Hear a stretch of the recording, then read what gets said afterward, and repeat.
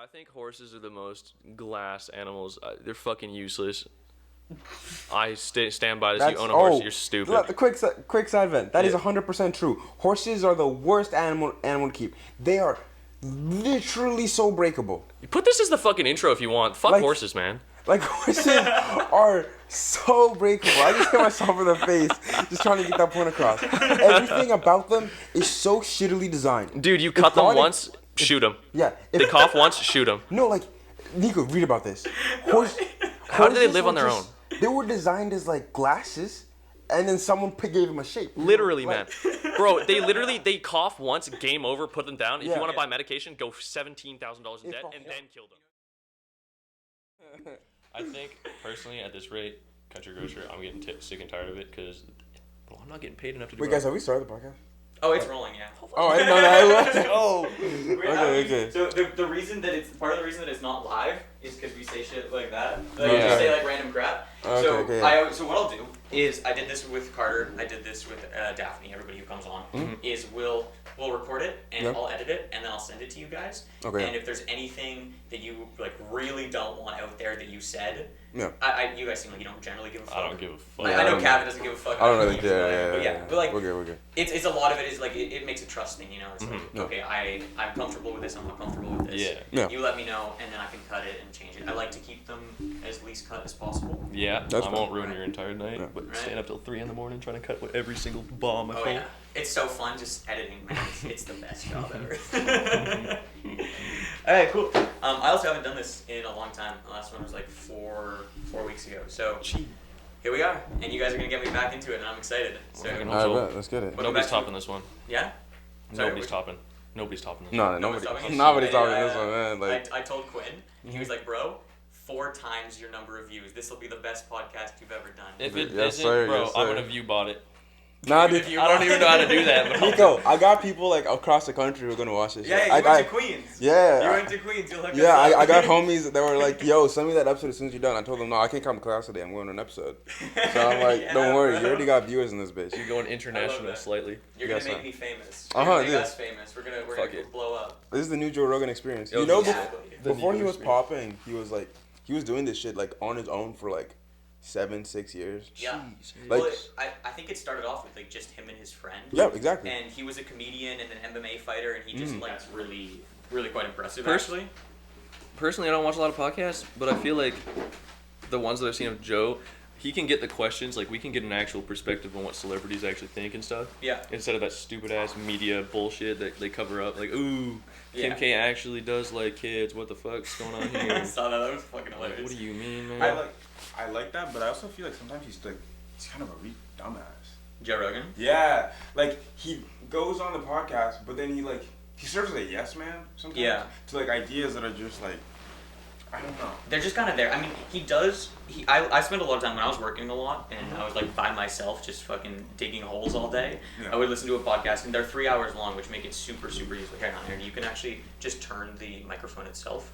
It's on a rotator, so you can fix yourself. There you go. And like, it was definitely he would like go out of his way to make the conversation flow, even if he didn't quite agree with it. Yeah, and you can tell that he wasn't being fully honest there. Yeah. Which is fine, I guess, is for the sake of content. It was just, to me, sometimes, I guess I don't necessarily agree with him, or I feel like he doesn't agree with himself, but he still does it to like I guess keep the conversation going, which is fine. It's just you have to hold it a grain of salt with it, I guess. Yeah, exactly. And also he got bought for $100 million. Spotify bought him for $100 million. They're removing episodes off. Yeah, are they actually? Yeah, they've taken. I think I don't know the exact number, but I think it's upwards of like past 10 plus. No way. Yeah. No, why? I don't know. I think it's just they don't agree with them. Maybe. I think they're starting to like. He had a podcast where he said something about people silencing him, or his like. It was a controversial quote where he said like the silencing white man. I don't know if you guys heard about it. Anyway, like. It rings true to the fact that like he is kind of like he's literally getting silenced on Spotify. Like they are removing some of his. I don't know if they're more controversial episodes. I don't know which ones they're removing, but they're removing some of his episodes for a reason that I don't necessarily know because I don't keep track of his climate that much because it's not my particular thing. It's not your like thing to listen to and stuff. No, I listen to him. I just like keeping track of like the drama behind it. Yeah. It's not the drama's not the interesting part, right? Yeah.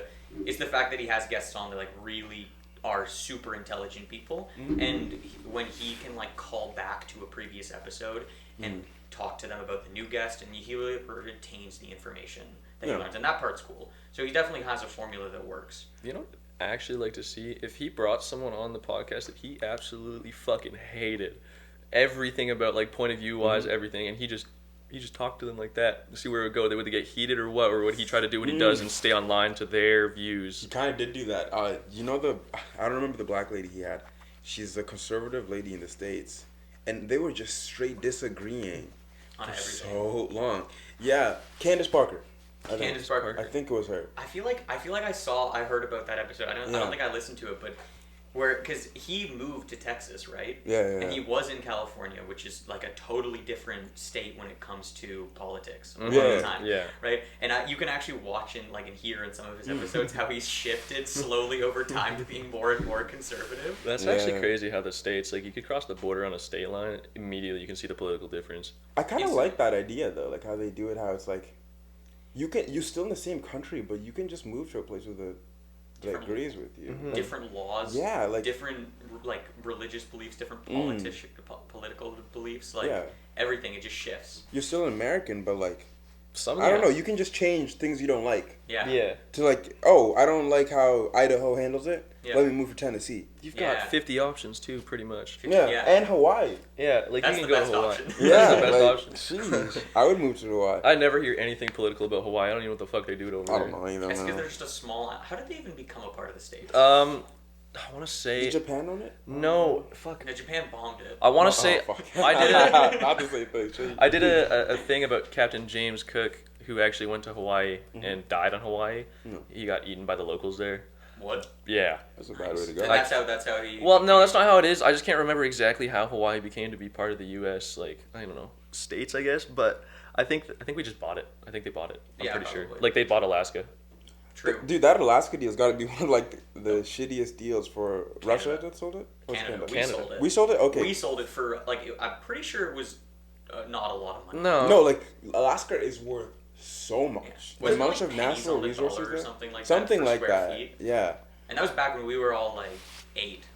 Like it happened a long time ago, but they made bank. The U.S. made bank with it. And they still do. Oh, yeah. Like there's still so many like mining operations there, logging, all that kind of stuff. Oh, yeah. Alaska's just like a natural resource And it's place. huge. Yeah. It's huge. And the best part is people from the States that want to come to Canada during the COVID pandemic. Yeah. They're driving through, border Yeah. patrol stops them. Oh, you got a U.S. license plate. Where are you going? And they're just, I'm driving to Alaska. Yeah, that was like a big thing last year too. People were getting yeah. really pissed. Take a about guess how much Alaska was sold for. Just take a guess. $1 million. that. 240,000. Up more. 20 million. 2 million. 7.2 million. 7. In 1837, it was 7.2 million. Wait, 1837. Yeah. Do we buy from Canada? I think it was during the Civil I guess War. it's It not was weird. during the Civil War. I just read up quick. I wanted to see how much it was. Fact checked already. We've already been fact checked. It's good. It's good. This is good all about. Oh, bro, they sold it from the Russians? Yeah, that's what I thought. Yeah, because I didn't think we owned it. I thought Russia was like in a decline and needed to sell it. That's why it was like a relatively bad deal at the time. Was because Russia couldn't keep it. Like Right. Alaska's just so far removed from Russia.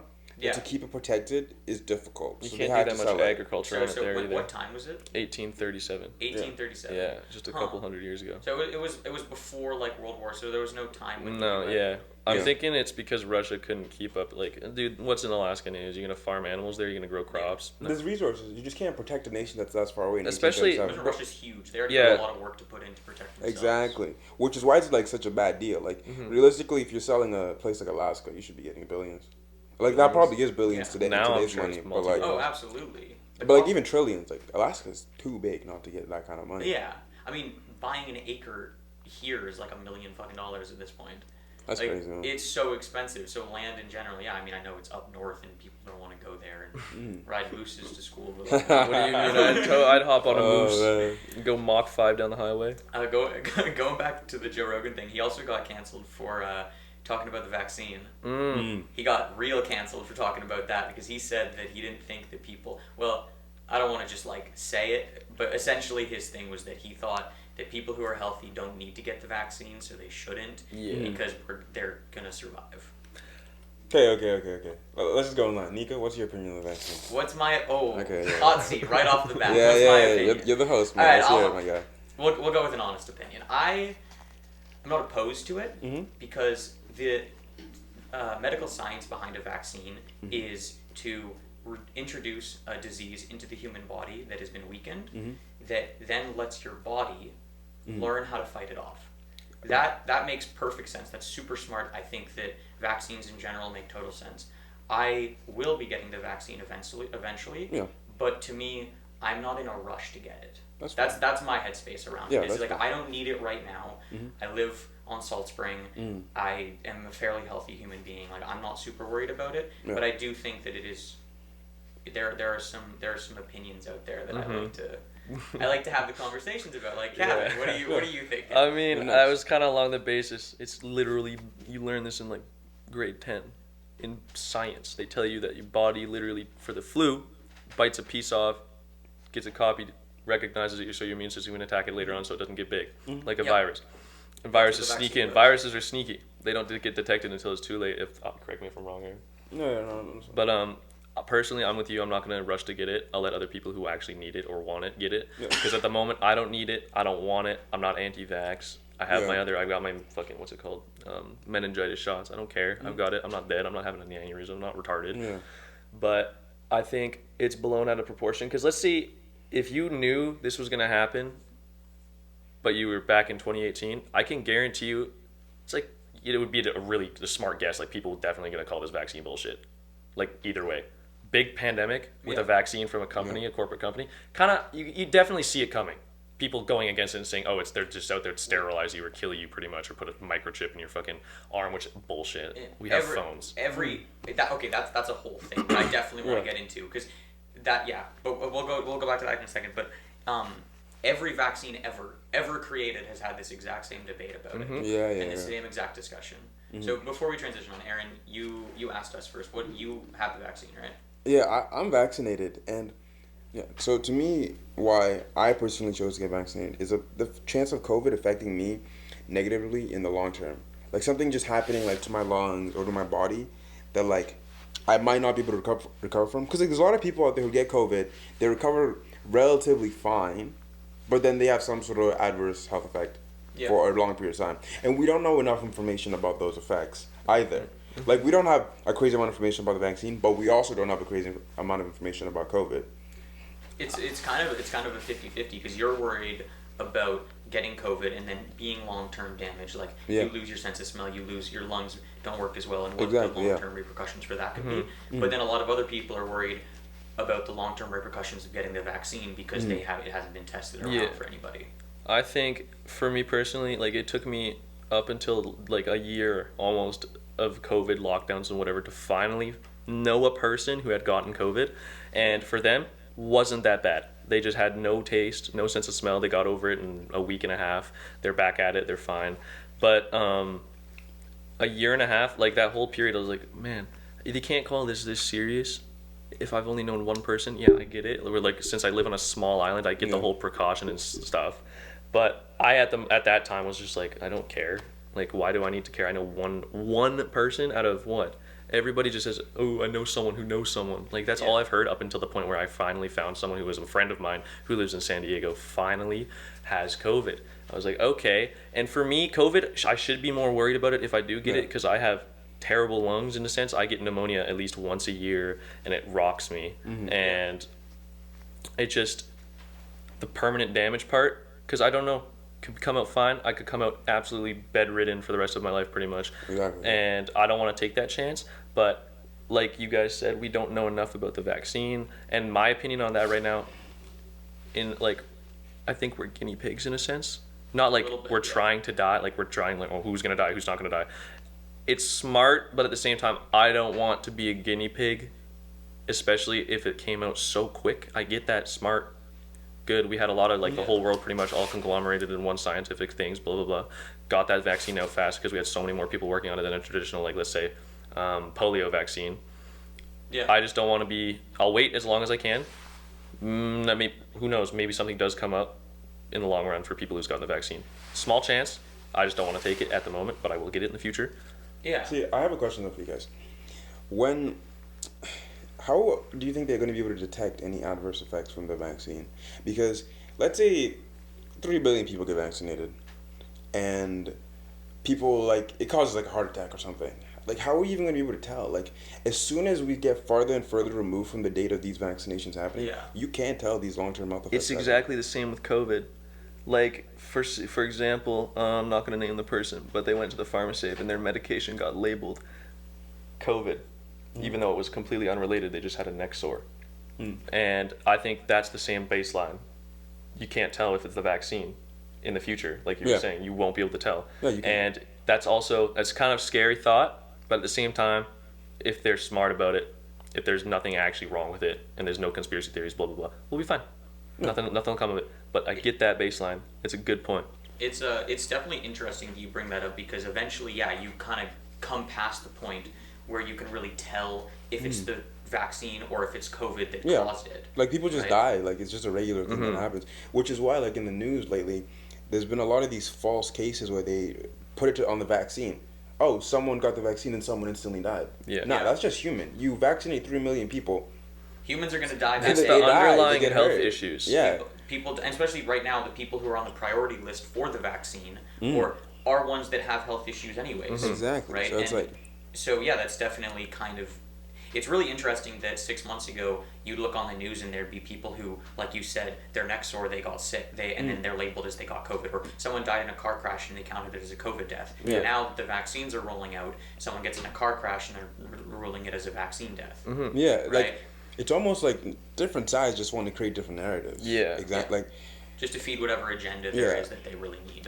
I hate all of this, like, polarization that we have going on, either with science, with, like, gun issues. Like, it's not an us versus them situation in any of this. And people have this mentality it is. Nah, it's us just trying to solve a problem.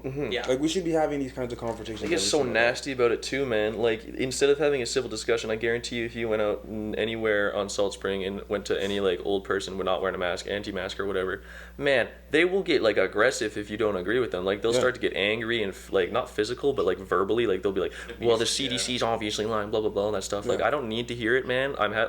Can't have a civil discussion about this specific topic without someone getting angry over it. And it's always, personally for me, it's always about the vaccine, not wanting to get it.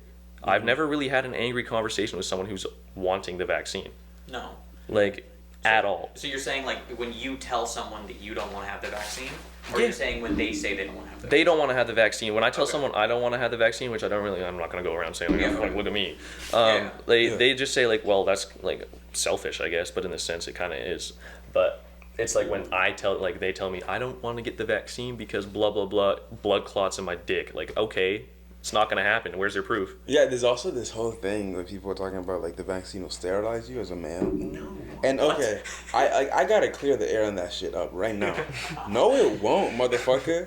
Like, your balls haven't dropped yet? They ain't falling off? Yeah, okay. There is a chance that like it reduces the sperm count, like for a short period after. It's like a small percentage. But COVID does the same shit, but worse. And I don't know if the people that like say this know that.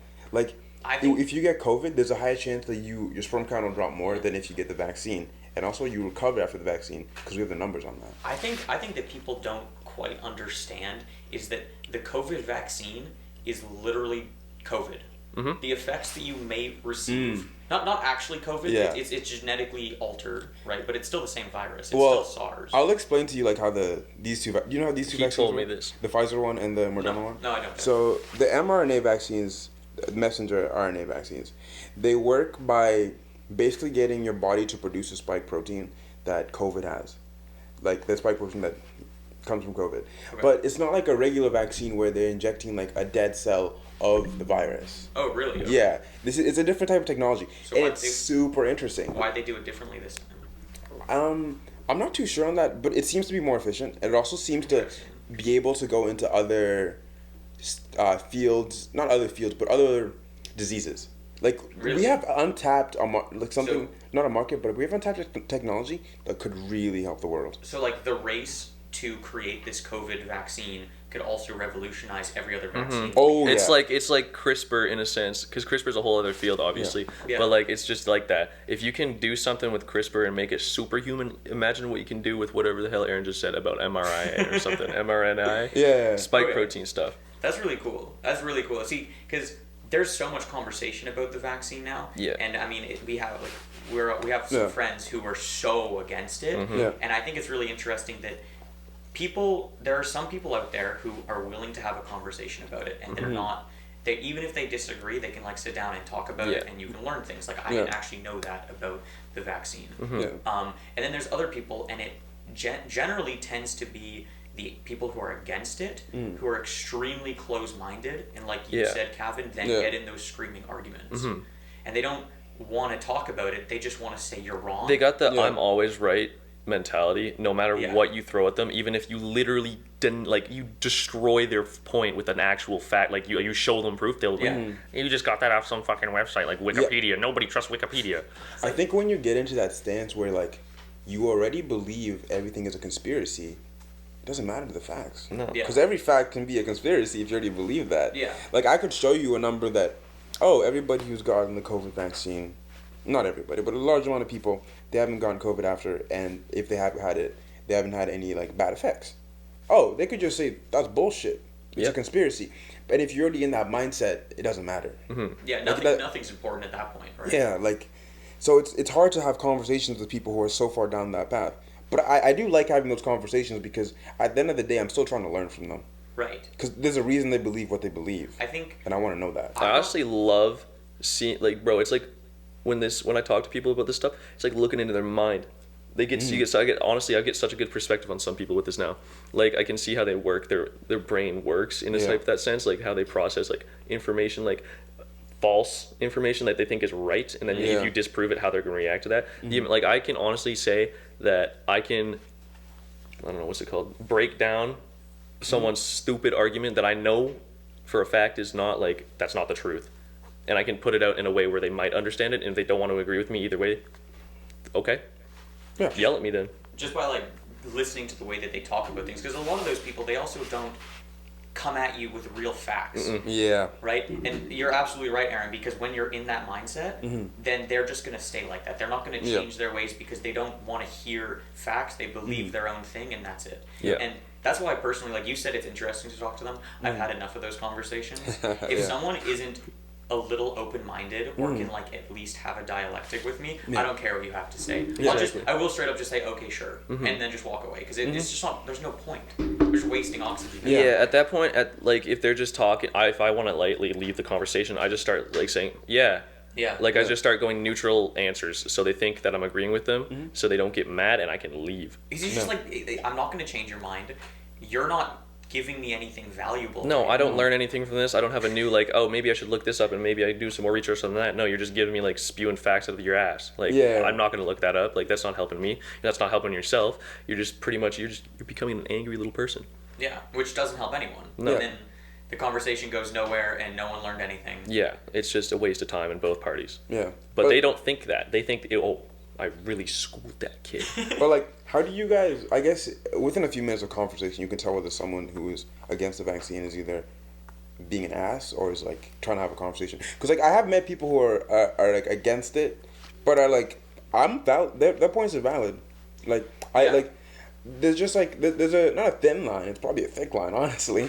Like, there is a line there where some people are against it, but they're only against it because they believe some bullshit mantra or whatever. And then there's some people who don't believe about it because they're skeptical about the science, they're patient, they've done their research, they've seen some stuff here they don't like.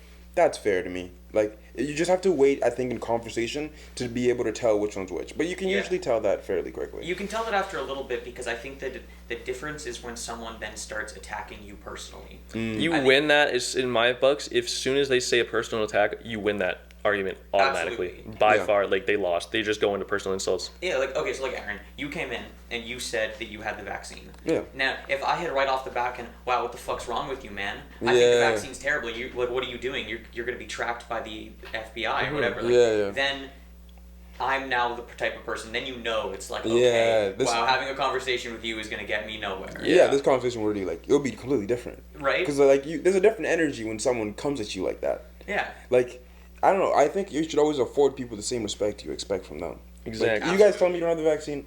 I honestly, at this point, don't really care.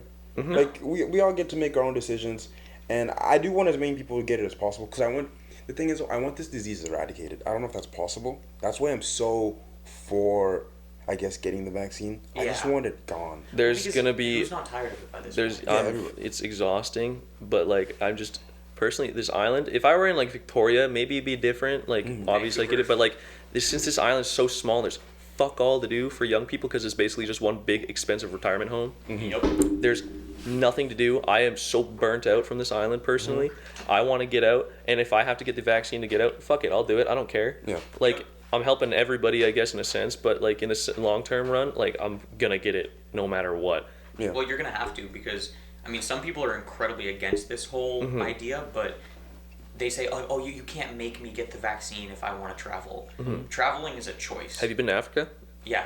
Where's your what's You have to get your immunizations. I Yeah. got my yellow fever, all that kind of stuff. That's the thing is I don't think people are educated and understand that there are so many vaccines. You need your yellow fever shot. You Yeah. need to get a malaria shot. You need to Exactly. do those things to travel to third world countries. To go Even to anywhere. here, when I got adopted back in 2010 Yeah. to move to the States, I had to get like 10 plus shots. I Yeah. remember like I would have to go to the hospital like 3 days in a row, and they would just be loading up my arms with different shots. Damn.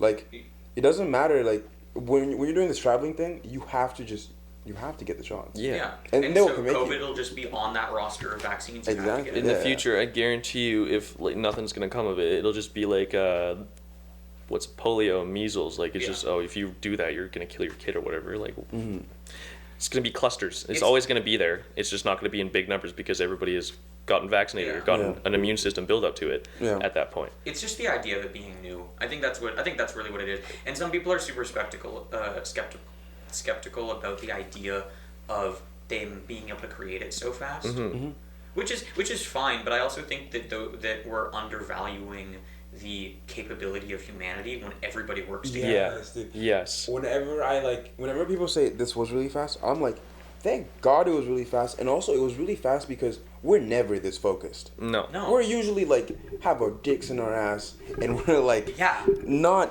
doing anything constructive with all the resources we have. No, we're all fighting each other constantly. Yes, and but like- in this, We all had one enemy, and we were all focused on making one vaccine. Yeah. So we put as much money as we could Yeah. in it. We put our best scientists in it. Like we achieved something, and that's because we were focused. I think we could do this for any disease. I Yep. think we could do this for any problem. No, anything. any Any problem possibility. that exists. Yeah. I mean, there was like when was the last time this happened? I would say like the 19 Cold War.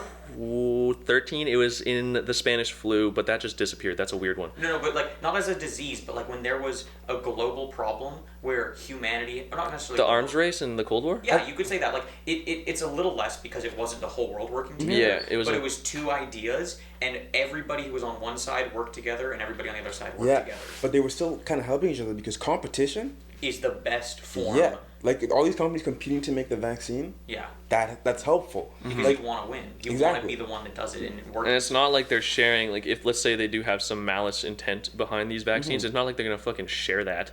Like, they're not gonna be like, hey, this one right here, this specific, it's gonna kill babies in the future. Put that in there. Isn't it a private company that created the vaccine, anyways? I do think they're both. I think they're all private, aren't they? They're private companies, right? Pfizer and Moderna, I think so. So who the fuck comes at me and says that the COVID vaccine is going to implant a chip that'll let the government control you? Bill I'm pretty sure Gates? the government did. Bill Gates? Everybody who's ever said dumb shit like that to me has a fucking phone. Yes. Okay, Like, you know let's what talk they- about this. Dude, What the hell, bro? You know- you're getting monitored every day. Yeah, they already have all this information. and you think they don't have all the information they want, here's the thing: they don't care though, motherfucker. You're irrelevant. You are. You want a life hack for your phone? If you got like, let's say I've been getting like a couple months ago, I had ball trimmer ads constantly on my phone, no matter what app, Snapchat, Instagram. Did you buy one? Are your balls? Fuck no. What was it called? Manscaped? Manscaped, exactly. Yeah. yeah, You know what yeah. I found in my phone? All I have to do is say I hate ball trimmers just any time, and it will. I have not seen one since. It Because works. it's It works. designed It to is feed you designed the to shit feed you you the shit I want. want. Yeah. And it's not like in Thanksgivings. The only reason I kind of brought up the whole microchip point is because in Thanksgiving, I don't know why, I just never put two and two together. Bro, they were like, we know people weren't social distancing because the tracker on their phone was clustered with other people. Oh, Yeah. no way. So why are we afraid of a microchip in our arm when we got a microchip outside our body right Yeah, now? like we willingly do this. Well, yeah, every day. every human being has a phone. Every phone has a phone number, has all of your information, has Exactly. Snapchat, Find Your iPhone, Google Maps. we can see ourselves on our phone and we think that nobody else has this information. Mm-hmm. They may say it's private, but like they said in every school meeting, everything you put on the internet stays on the internet, no matter how hard you try to get rid of it, forever. Forever. Like, someone can dig it up somewhere. It'll happen. Exactly. No matter what you put on it. I think when people say like, "Oh, we're getting a microchip," they have a fallacy that they're more important than they are. We don't need the whole world. Why would we don't need the whole world more? Why the fuck would Bill Gates need to find yo dumbass sitting down on your couch shitting and eating potato chips? You're not doing anything, bro. You're watching CNN, like whatever. They don't care about you as an individual. Exactly. They want to know like specific things that's extremely helpful. Mm-hmm. And this is also when like older people especially say like, oh, like the chip that's gonna track us, they're gonna know where we are. Yeah. I think that us as a generation have become super aware of the idea that we are, if wanted to, could be found. Yeah. Like they're not literally sitting there monitoring me right now. Yeah. But if they wanted to find me, they could find me. Yeah. You know how fucking hard it would be to have a microchip work 24/7 in your arm? That small? That won't like cause problems in your bloodstream? If they did do that, I think that's cool. That would be. I hope the technology is real because the battery that can do that. How much you want to bet some motherfucker after he got the vaccine went into his basement, had a homemade EMP, and fucked himself pretty much there? Just like someone's definitely done that. They're like, honey, don't come downstairs, turn off all the electronics. I'm EMPing my body. Yeah, I'm just making sure it's not there. Literally, just another form of torture. Man, it's crazy. Like the things people believe. I also like. It's part of being human too, having so many different opinions, especially. So outlandish. Sometimes, like, I wonder to myself, though, like, am I wrong about everything, though? Like, probably. Imagine knowing everything. You'd be so frustrated. Like, if you want to go, like, bro, you'd know everything, but you'd tell them the truth, and they'd still call bullshit, no matter what. Dude, I would hate to know everything. To know everything. It seems like torture. It does. I wonder, like, about basic ideas. Am I just, like, because I'm not confident in my own ideas, as in the sense, like, I don't know if, like, things I believe about the vaccine. I'm not 100% sure they're right. I'm not, like, omniscient. Like, I don't know everything that's happening in the world. Mm-hmm. Maybe a conspiracy theorist out there is fucking right. Yeah. And that kind of scares me in a way that, like, I don't know. I don't know what's true or not. It depends on, like, some of them definitely do have a lot of sense into them, and it could be, honestly, the ones that make the most sense. One of them could be just some dude who has spent hours, days, weeks, years perfecting this just to make it look so real and so true that it could just it's real, but it's not. Yeah. And that's the whole point of conspiracy theories. You can honestly so easily get lost in those and just lose your mental stability and just have some dumb ass opinions and it's just any like outlook on life. It's fun to do that and it's fun to like dig into those. Yeah, it's fun to look at them. But like again, we like you said, like those tracking chips were not important, right? Yeah. So it is totally feasible that the things that we know as common knowledge are complete lies. Like it is possible, and that's what makes conspiracy theories fun, is that some of them are possible. They could be real, and that's what also makes it. That also drives these other conversations that are kind of ridiculous. Like, is the Earth flat? Yes. Right. That's fucking stupid. That's fucking stupid. No, you're kidding. It's flat, man. You know what I've been seeing a lot recently? The hollow Earth theory. That is so dumb. That is so dumb. Like the planet under, like you go in a cave and go down far enough. The reason we can't reach I think the mantle is it's too hot. Yeah, bullshit. Yeah. You're just hiding something under there. There's another. Or maybe we're just trying not to blow some whole open volcano. Like, bro. Destroy the planet. Yeah. I don't think we get down there even if we tried. No, they've tried. It's called too hot. in Russia. They've been cutting it since like the 80s. It's called the super deep borehole, and they can't get past a certain point. I don't know how long. I want to say upwards of 20 kilometers down, maybe even 16. The pressure and heat is too great down there. Why. They can't, and the hole is only this big. So it's not like the stone; they can't break it. They just the drills melt. As you go down and down, cool. It gets harder and harder. I took a class about rocks and shit. Earth science. Yeah, I did too. Rocks. I might be wrong. I think the Earth's core is hotter than the surface of the sun. No. No. No way, because it's. I don't know the temperature of either, but I'm just gonna tell you no. Fact check. I'm gonna fact check it right You now. can fact check that, but the sun is like a big ball of heat energy. Yeah. Like it's hot as a motherfucker, dude. Like if anything, like okay, maybe. Fuck you guys. It's the same temperature as the Earth's the sun's surface. Okay, yeah. So that's what I was gonna say. Maybe the surface of the sun could possibly be the same as the core of the Earth. Mm-hmm. But what do you think the core of the sun's temperature is? Right. You want to. I guess it would get hotter as you go down in there. So like. They say I think surface. No one's ever tried. No one knows what's under the surface of the sun, but people have a like maybe even down in Earth, like the electromagnetic. They could be fucking like tornadoes down there for all we know, like of lava and what's it called, electricity because of the magnetism and shit. We don't know, but cool to discover. I know, it'd be so cool. We can probably make tests to figure that out if we haven't already. I think we're sending a satellite into the sun soon.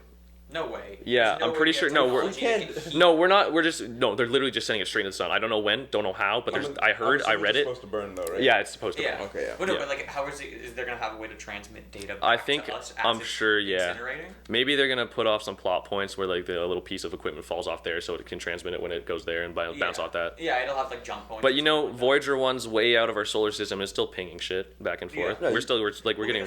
Sending frequencies isn't actually that hard. No. Right? There's nothing that really can. I think it's the interfere with it. receiving part that's hard, because we might not have equipment like to like detect something out of space, because we don't know what the fuck's out there. It's so big. There could be some like frequency that's hitting Earth constantly, a civilization that's actually hitting or like with a frequency we just can't detect it because we don't have the technology to detect it. Do you guys believe that there's life out Yeah. Yeah. I'm gonna. I do. Absolutely. Yeah. Okay. But I don't think it exists like how we think it exists. Like I think we have this concept that it might be humanoid. Or Yes, like people.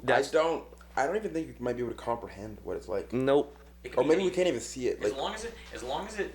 I mean, the thing is, you can't even say that. I was gonna say as long as it can breathe oxygen or like some form It of. might not even it breathe. could breathe. Yeah. It could breathe anything. You Yeah. could literally Right. find it's unfathomable the possibilities of what it could be. Like it could Exactly. literally That's be true. dirt, but it moves. It can solidify. It can anything. How do you Yeah. define the idea of life then?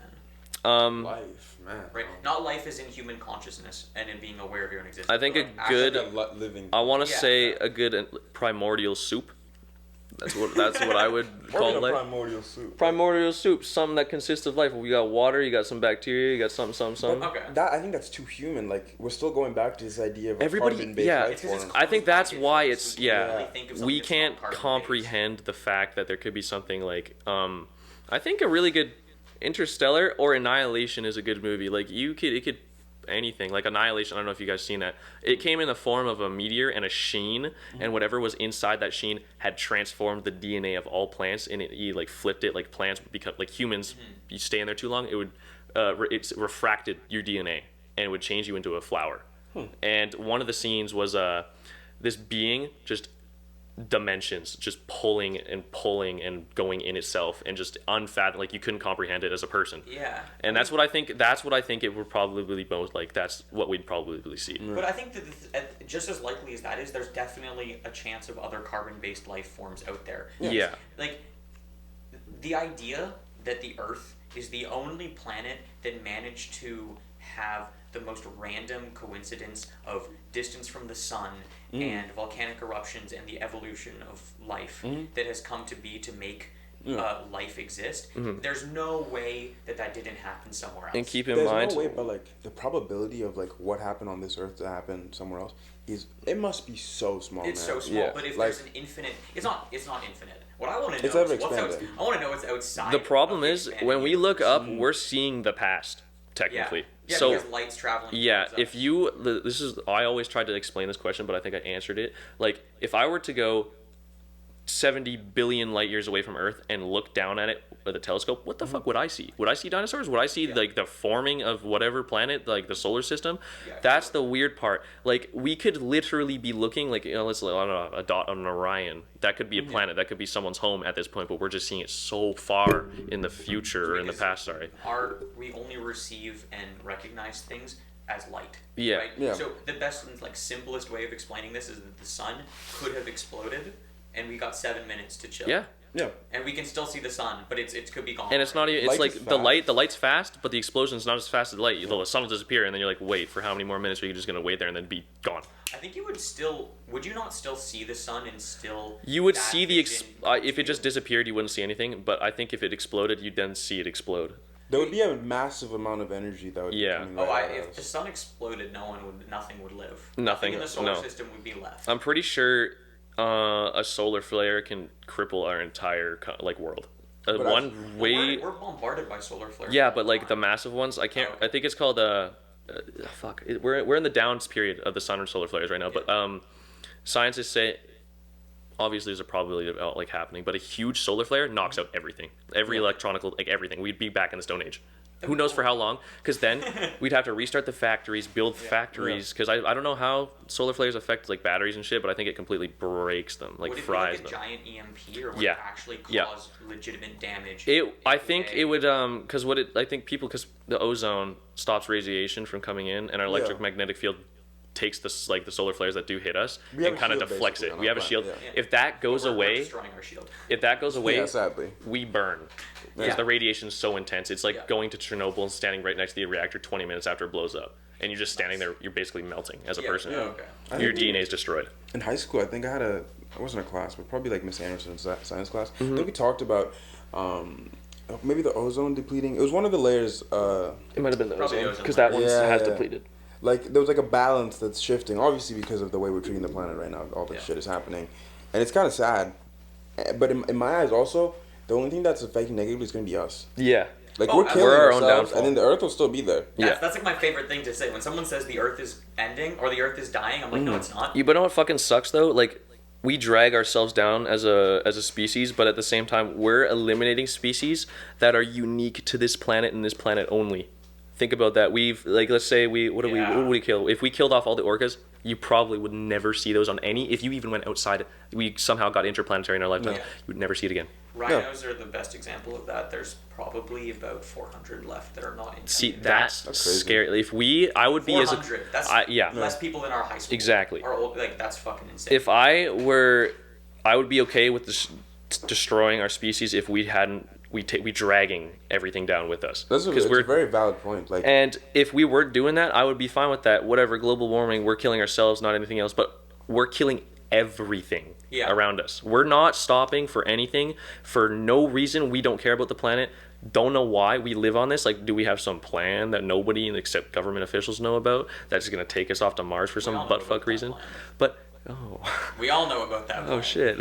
We don't know about it, but it's like public. It's just it's such a one crazy guy's theorizing. Greedy, I think, in this sense, at this stage of human evolution, we are so encapsulated in greed that we don't care about anything else. So long as we get what we need as a species, and that doesn't care. Like trees, animals, water, anything. It's ours. We can take it. We're the apex predator of this planet. Yeah. But the people that are in charge now, I guarantee you they're just doing it because they know they're not going to be alive by the downfall. I have a theory that humans are inherently... It's not really a theory. It goes back to like John Locke and like stuff like that. I don't know if you guys remember like grade 10. Anyway, I think humans are inherently kind, but I think when they're in the group, they like... I don't know. Yeah. They're worse. Yes. Like, I feel like you take the 25 like worst politicians in the world... They have feelings. It's the competition. Yeah, they're again. Yeah, like they care about shit. But when they're in a group, I think they just get caught in like a group mentality, and that's when all the evil shit in the world happens. It is the hive mentality, and I, like you guys said before, competition. I guarantee you they just want to be the better one out of the 25 that they're in right now. But it's interesting because at the same time, humans, we work best with others. We're more like ants than we think. Like as a colony in a group, we're also designed to succeed. But then we love killing ourselves. Like the invention of money fucked up humanity. I think we cannot live in our lifetime. There will never be peace, ever. There cannot be a world, there cannot be a humanity without war at all. Don't worry if it's proxy wars or if it's an actual world war, there will never be peace unified. Every single country, nobody. Well, someone's always looking for a power play. Exactly. Someone always wants to step up to the plate. Yeah, someone is always an underdog. Like, there is no sense of equality in the world, really. Like, let's say you're talking about all the countries in the world. We're all, like, fairly even right now. But, like, someone out there is trying to get a power grab. There's a country that's maybe a third world country right now. Give them 50 years, 60 years, 70 years. They're trying to get to the top. If that means you have to squash someone else, they'll do it. Oh, and they don't care about anybody else. A great example, actually, that's current is Putin and Neil Vani. He got him poisoned and it didn't work. And it shows he's in prison now. And he, I think he's, no one's heard from him in like a month, but the last time I think he was malnourished in prison and on suicide watch. Like, So, sorry, someone tried to poison Putin or something? No, so Putin had a... What's the word? It's a report, right?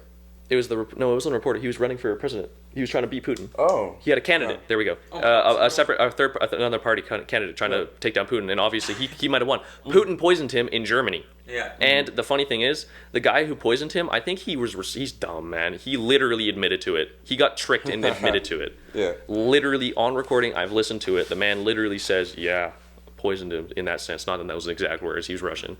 But Putin won. Obviously, Putin, as soon as Navalny went back into the country, he got detained, and nobody's seen him since. And the only news was a month and a half ago, almost. That's fucked. Man's on suicide watch and malnutrition. But like, because a guy like that, he's not going to lose control. No. He refuses. It's like a dictatorship. Everybody wants to be their own dictator. Yeah. Everybody wants to be the king of their own world, right? And may that be Salt Spring Island, may that be Russia, may that be wherever. Yeah. Like, there's a innate. I mean, you can watch it happen in high school, even as like a really small play where you can see like there's people who their whole world is, I want to be the king of this place. Yeah. I want everybody to think that I'm the best. I want to have all the friends. I want to have all of the power. Like whatever it is. And obviously that's a good mentality to have, but if it's like you want to, like, you're ruining other people's like chances at any like sports, you hurt them on purpose so you can get the better position. Man, that's fucked. You don't need to do that. You can you learn, you train on your own to get better. You push yourself, you don't push them. yeah, that's a very valid point. This world is, I gotta say, this world is so big. Like, I get that there's a lot of competition, but, okay, everybody can build their own tower in New York City. There's no room, there's infinite room up. Like, every person should have room to grow, and the way that you can succeed, you don't need to cut everybody else down around you. Yeah. And you'll go way farther. Exactly. Like, if I burned bridges with you guys, and we never were like, I was like, no, and I was rude to you guys in high school, I was like, fuck you guys, I wouldn't be able to do this. No. We wouldn't get this opportunity, and this is super fun. Yeah. Right? Kevin, this is what This is what you were talking about, because I said I didn't care if I didn't want to talk to someone. At work, Kevin I get and I that. were having this conversation, and I was like, he was like, oh, I don't want to like hang out with those people. It was a group of people. We went to high school with them. See, I didn't want to talk to them, hang out with them, because they don't like me. I don't like them. Whatever. In my eyes, I always say like, keep everybody in good favor, unless they otherwise it's something to you or like they're disrespectful to other people. I like to keep everybody in good favor. Yeah. Even if like you might not jive the best, you might not be the best of friends. Acquaintance. Yeah. Be kind. Don't. Yeah. You said it already. Treat others how you want to be treated. Exactly. Like I think I'm friends with almost every single person we went to high school with, like in our grade, and I like having it that way because I don't see a reason to, even if we don't agree on everything, it's fine. Yeah. I would rather keep you around than not have you around because I think it's just better to have a good community around you. Yeah, Because absolutely. they might need you one day, you might need them. It's just, I don't know. We're humans. As you said before, we're better in a community than we are alone. I'm going to backtrack just a tiny bit on your point, Nico. How about you saying that if you bring people together and you can build this one massive thing? Nowadays, I feel like you could do that. It could work perfectly, but there's always that person who wants to take you down from the bottom in that group. You bring They that can person act. in and Then they'll ruin everything, and they might not even get the top, but they know that they've ruined you, and that's satisfying to them. Or they could actually ruin you, and they get the top, and they ruin what you build and destroy it, and then make their own thing, and then vice versa, and the cycle continues. Yeah. It's kind of. It's a gamble. It's a 50-50, and I think it's worth it. But at the same time, I feel like you'd naturally you'd need to fish that out. It's like ASAP. You need to just keep your eye out. Yeah, but you can't. Like, it's You impossible can't. It's impossible. to keep. Like, there's just people who want it. Yeah. There's always people who want it. Like, People are greedy. yeah. People are greedy, right? They want. I feel like it all. out of all the 7 deadly sins, greed is the absolute worst. Like, by far. Oh, absolutely, and we have designed ways to genuinely show what you're worth now. Yep. I mean, we have money, but we also have people who've decided that it's a good idea to make something called Cloutcoin, where you have a genuine value placed on you as a human being. Yeah, that's like that Black Mirror. I don't know if you guys seen Black Mirror. I've seen something. But there's an episode where it was I just want to say it, in the near future there was this phone app. You had to be nice to everybody. You had a 5-star rating, you're good. You had below a 4, get out of the restaurant. Holy shit. Really? Get out of the restaurant. It's like reviews on you. Yeah, you literally have, Like and a if you're Yelp not review? nice to someone, they can literally just put a review on you and your stars go down. And there's people, the homeless people, all have like negative stars and That's 1 fucked up. stars. And then in that society, you Yes, have that those things society. fucked. How are they rating Yeah. people that are from them? The homeless people. The homeless people? Oh, bro, I don't even know. They Yeah. just, Yeah. it's just, I didn't even look that part. It's been Yeah. a couple You years get- since I've seen that. Homeless people, it's kind of weird. I think it's not like it's weird that when you talk, if you've like really talked to homeless people a lot, because some of them have really strange priorities. Fucking Iceman out here. Like, I don't know. Like, I've gone to Vancouver when I was younger, and I was like really, I lived on Salt Spring, so I didn't see all the homeless life. Yeah. And when I'd walk around and I'd see that, I'd be with my mom and I'd be like, oh, like, let's help them, let's help them, let's help them. Let's give them money. And she's like, we can't. And I was like, why? And she's like, well, they're not going to use it to the right way. Like, I'll get. I've been seeing that a lot in my last few years. Like the whole, they don't like. When we give them money, thank you. Give them food, they'll say thank you, but I guarantee you go there the next day, it'll be on the ground untouched. Yeah, that's what I don't They're get. so it's sad because it's just addiction. They don't want your food. They want the money so they can get the drug because they don't feel hungry when they're conked out. Yes, exactly. Not all homeless people got to that state from drugs, but most of them I think are like the people that are homeless. It's usually some form of addiction, gambling. It could be sex. It could be drugs. Some form of addiction usually led them to that state, and we just need reform. Like we should be trying to help these people with their addiction, because addiction is a terrible, terrible thing. I think it's Norway. Norway lets like the rehabilitation centers. They let them have heroin, but obviously moderated doses to wean them off it, to get them off it. Also with clean needles. Yes. And clean drugs. Yes. Yeah. And people on the street, one of the highest reasons why people OD is because let's say they go clean, they can't get their product for 2 weeks, and then, oh, finally, payday. Finally, he's got his drugs back too. Sweet, let's go. They take their same dose, which is pretty high. Yeah. Their tolerance has gone down. Their body gets rocked and they OD because they're not used to that. Their body had started getting like, tolerance levels go down. Actually, I kind of want to talk about addiction because I know that it's something that a lot of people struggle with. Any form. And there's so many things out there, and it's like the best way of just escaping. Yeah. So you find this addiction, you're like, and you just like, you watch someone who's an avid smoker. They haven't smoked for like an hour, even if they're like a really avid smoker, and you can see the panic in their eyes, and then like it's almost like they took a breath of fresh air, but it's the complete fucking opposite. It was always crazy to me when we were in high school that so many people were addicted to nicotine and it was so normal, like vaping. Vaping is insane. Man. Like, I'm still not completely used to this idea that we're like 18, 19, like popcorn lung is the majority of us are like addicted to something. Yeah.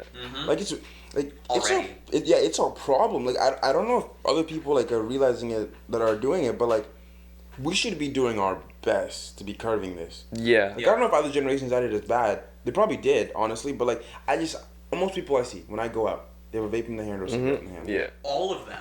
Like almost all of them. They're just sitting there. Fortunately, since my mother smoked my entire life, I, as a personal choice, never want to put a cigarette in my mouth. At a party, I'd obviously do it too, but I'm never going to go out of my way to buy a cigarette pack. I'm not going to get addicted. Vaping, fine, I'll do it at a party, whatever, but I'm not going to go and buy a Juul on my own personal time. Yeah, I will admit, though, people who say they're not addicted to weed, but they smoke it a lot, bro, you're addicted to weed. I take it, I have edibles, I take edibles, but I do it to sleep because I have my ADHD pills. If I take them at like at my work, I work till 8, and my ADHD pills go through that, so I just do that to counter that so I can sleep, but I'm addicted to them. I'll admit it. I don't take them all the time. I take them on my off days, obviously. I take them at parties when I'm at gatherings and whatever, but I can stop when I want to, and I know that, and as soon as I don't think I can stop, man, I am going to fucking everything out the door that's marijuana, I'm gone. Yeah. But as long as I know as a person, like I can stop and I can do it for long periods of time, weeks, days, I'm good. I can do it. As soon as I know I can't, I gotta stop. I'll even go get help if I have to, if it's that bad. Yeah. But addiction comes in any form, whether it be a drug, food, or even a drink. Like alcoholism, also like man, the prohibition, man, that didn't stop. Fuck all. Yeah. They were still going hard. They even made a living off that. That's how the mafia in Chicago came to be, because alcohol and prohibition. And when that came back, they were thriving. And yes, everybody was an alcoholic then, and still is now. And people don't like the admission is the hardest part. I feel like. Alcoholism to me is like the least favorite thing, man. I've dealt with a lot of alcoholics in my life. Like in Tanzania, basically everybody's an alcoholic. Yeah, they are. Like, whenever... Have you been to Tanzania? That's where you grew up. I grew up in Tanzania. Dude, as soon as it gets dark... Everybody's out. Everybody's taking a drink. Jesus. That is how I grew up. Like, and that's a normal thing in Europe, too, as well. For dinner, you need to have wine. It's so... Because freaking whack. It's an escape. It's like an escape. It's kind of weird to me because all of those substances in my mind, and when you feed an addiction, it's like you're trying to escape life. It's like you're living this life and you don't want to be here anymore and you fucking hate it. And it's crazy that, and I think alcohol is like the go-to because it's socially accepted. I hate how socially accepted this drug is. It's literally Like, it's a drug. People call it's culture. It's culture. It's part of culture. It's that socially acceptable, especially in Europe and I guess in the States. It's more just there as an accessible option, like, There's a part cheap. of it, But holy shit, in Europe, man, 16 is the legal drinking age, and you can give your kids at age of 10 a sip of wine for dinner because it's part of the dinner. It's part of the meal. It's part of your life. It's part of the culture, everything. Like, you go to a party, someone's going to try and drink as much as they possibly can. Someone's going to try and do as much heroin as they can. It's the same shit, man. Oh, yeah. Except this is something you can easily get all Super over the easily time. attainable. As soon as you turn 19 in this country, whenever you want it, you can get a sip of drink. Yeah. Before that, even. What am I saying? As soon as you turn 14. As soon Bro, as you I'm turn sure if I looked 14, hard you enough might here. spend an extra $10 to get it. Yeah. You can still get it at 14 at any time you want. I think that I'm glad you brought up prohibition because it didn't stop anything. No, If anything, it just more- increased it pretty much because more everybody people wanted it. died from alcohol overdoses Yeah. during prohibition because they couldn't get it and they were getting random shit. Like Yeah. I'm saying, man, if you don't know what you're getting or who you're getting it from or where they're getting it from, even you could be fucked. They could literally lace it with anything, man. I think And the prohibition also, man, these alcoholics pre-prohibition probably were like heavy drinkers every day, but as soon as the alcohol was gone and they went back to it maybe a month or two later when they found out that underground bar, they got wasted, drank the same amount they usually did, and OD'd, died. Absolutely. I can guarantee you it's just the factor that people think they can take as much as they used to when they've stopped, and then they die like that. I'm hyped for what Oregon has done.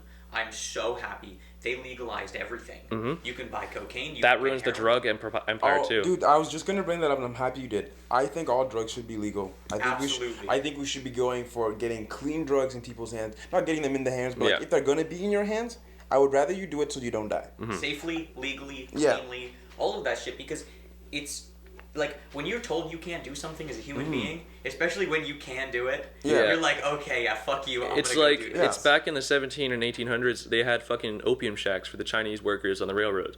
Yeah. That you'd go in there, you'd grab your opium. I don't know if it's your home or you paid for it in there. You'd go sit in a little cubicle or room, whatever. Pass the fuck out. You're high. At least no one's gonna come in there and kill you while you're on the street. Absolutely gonked.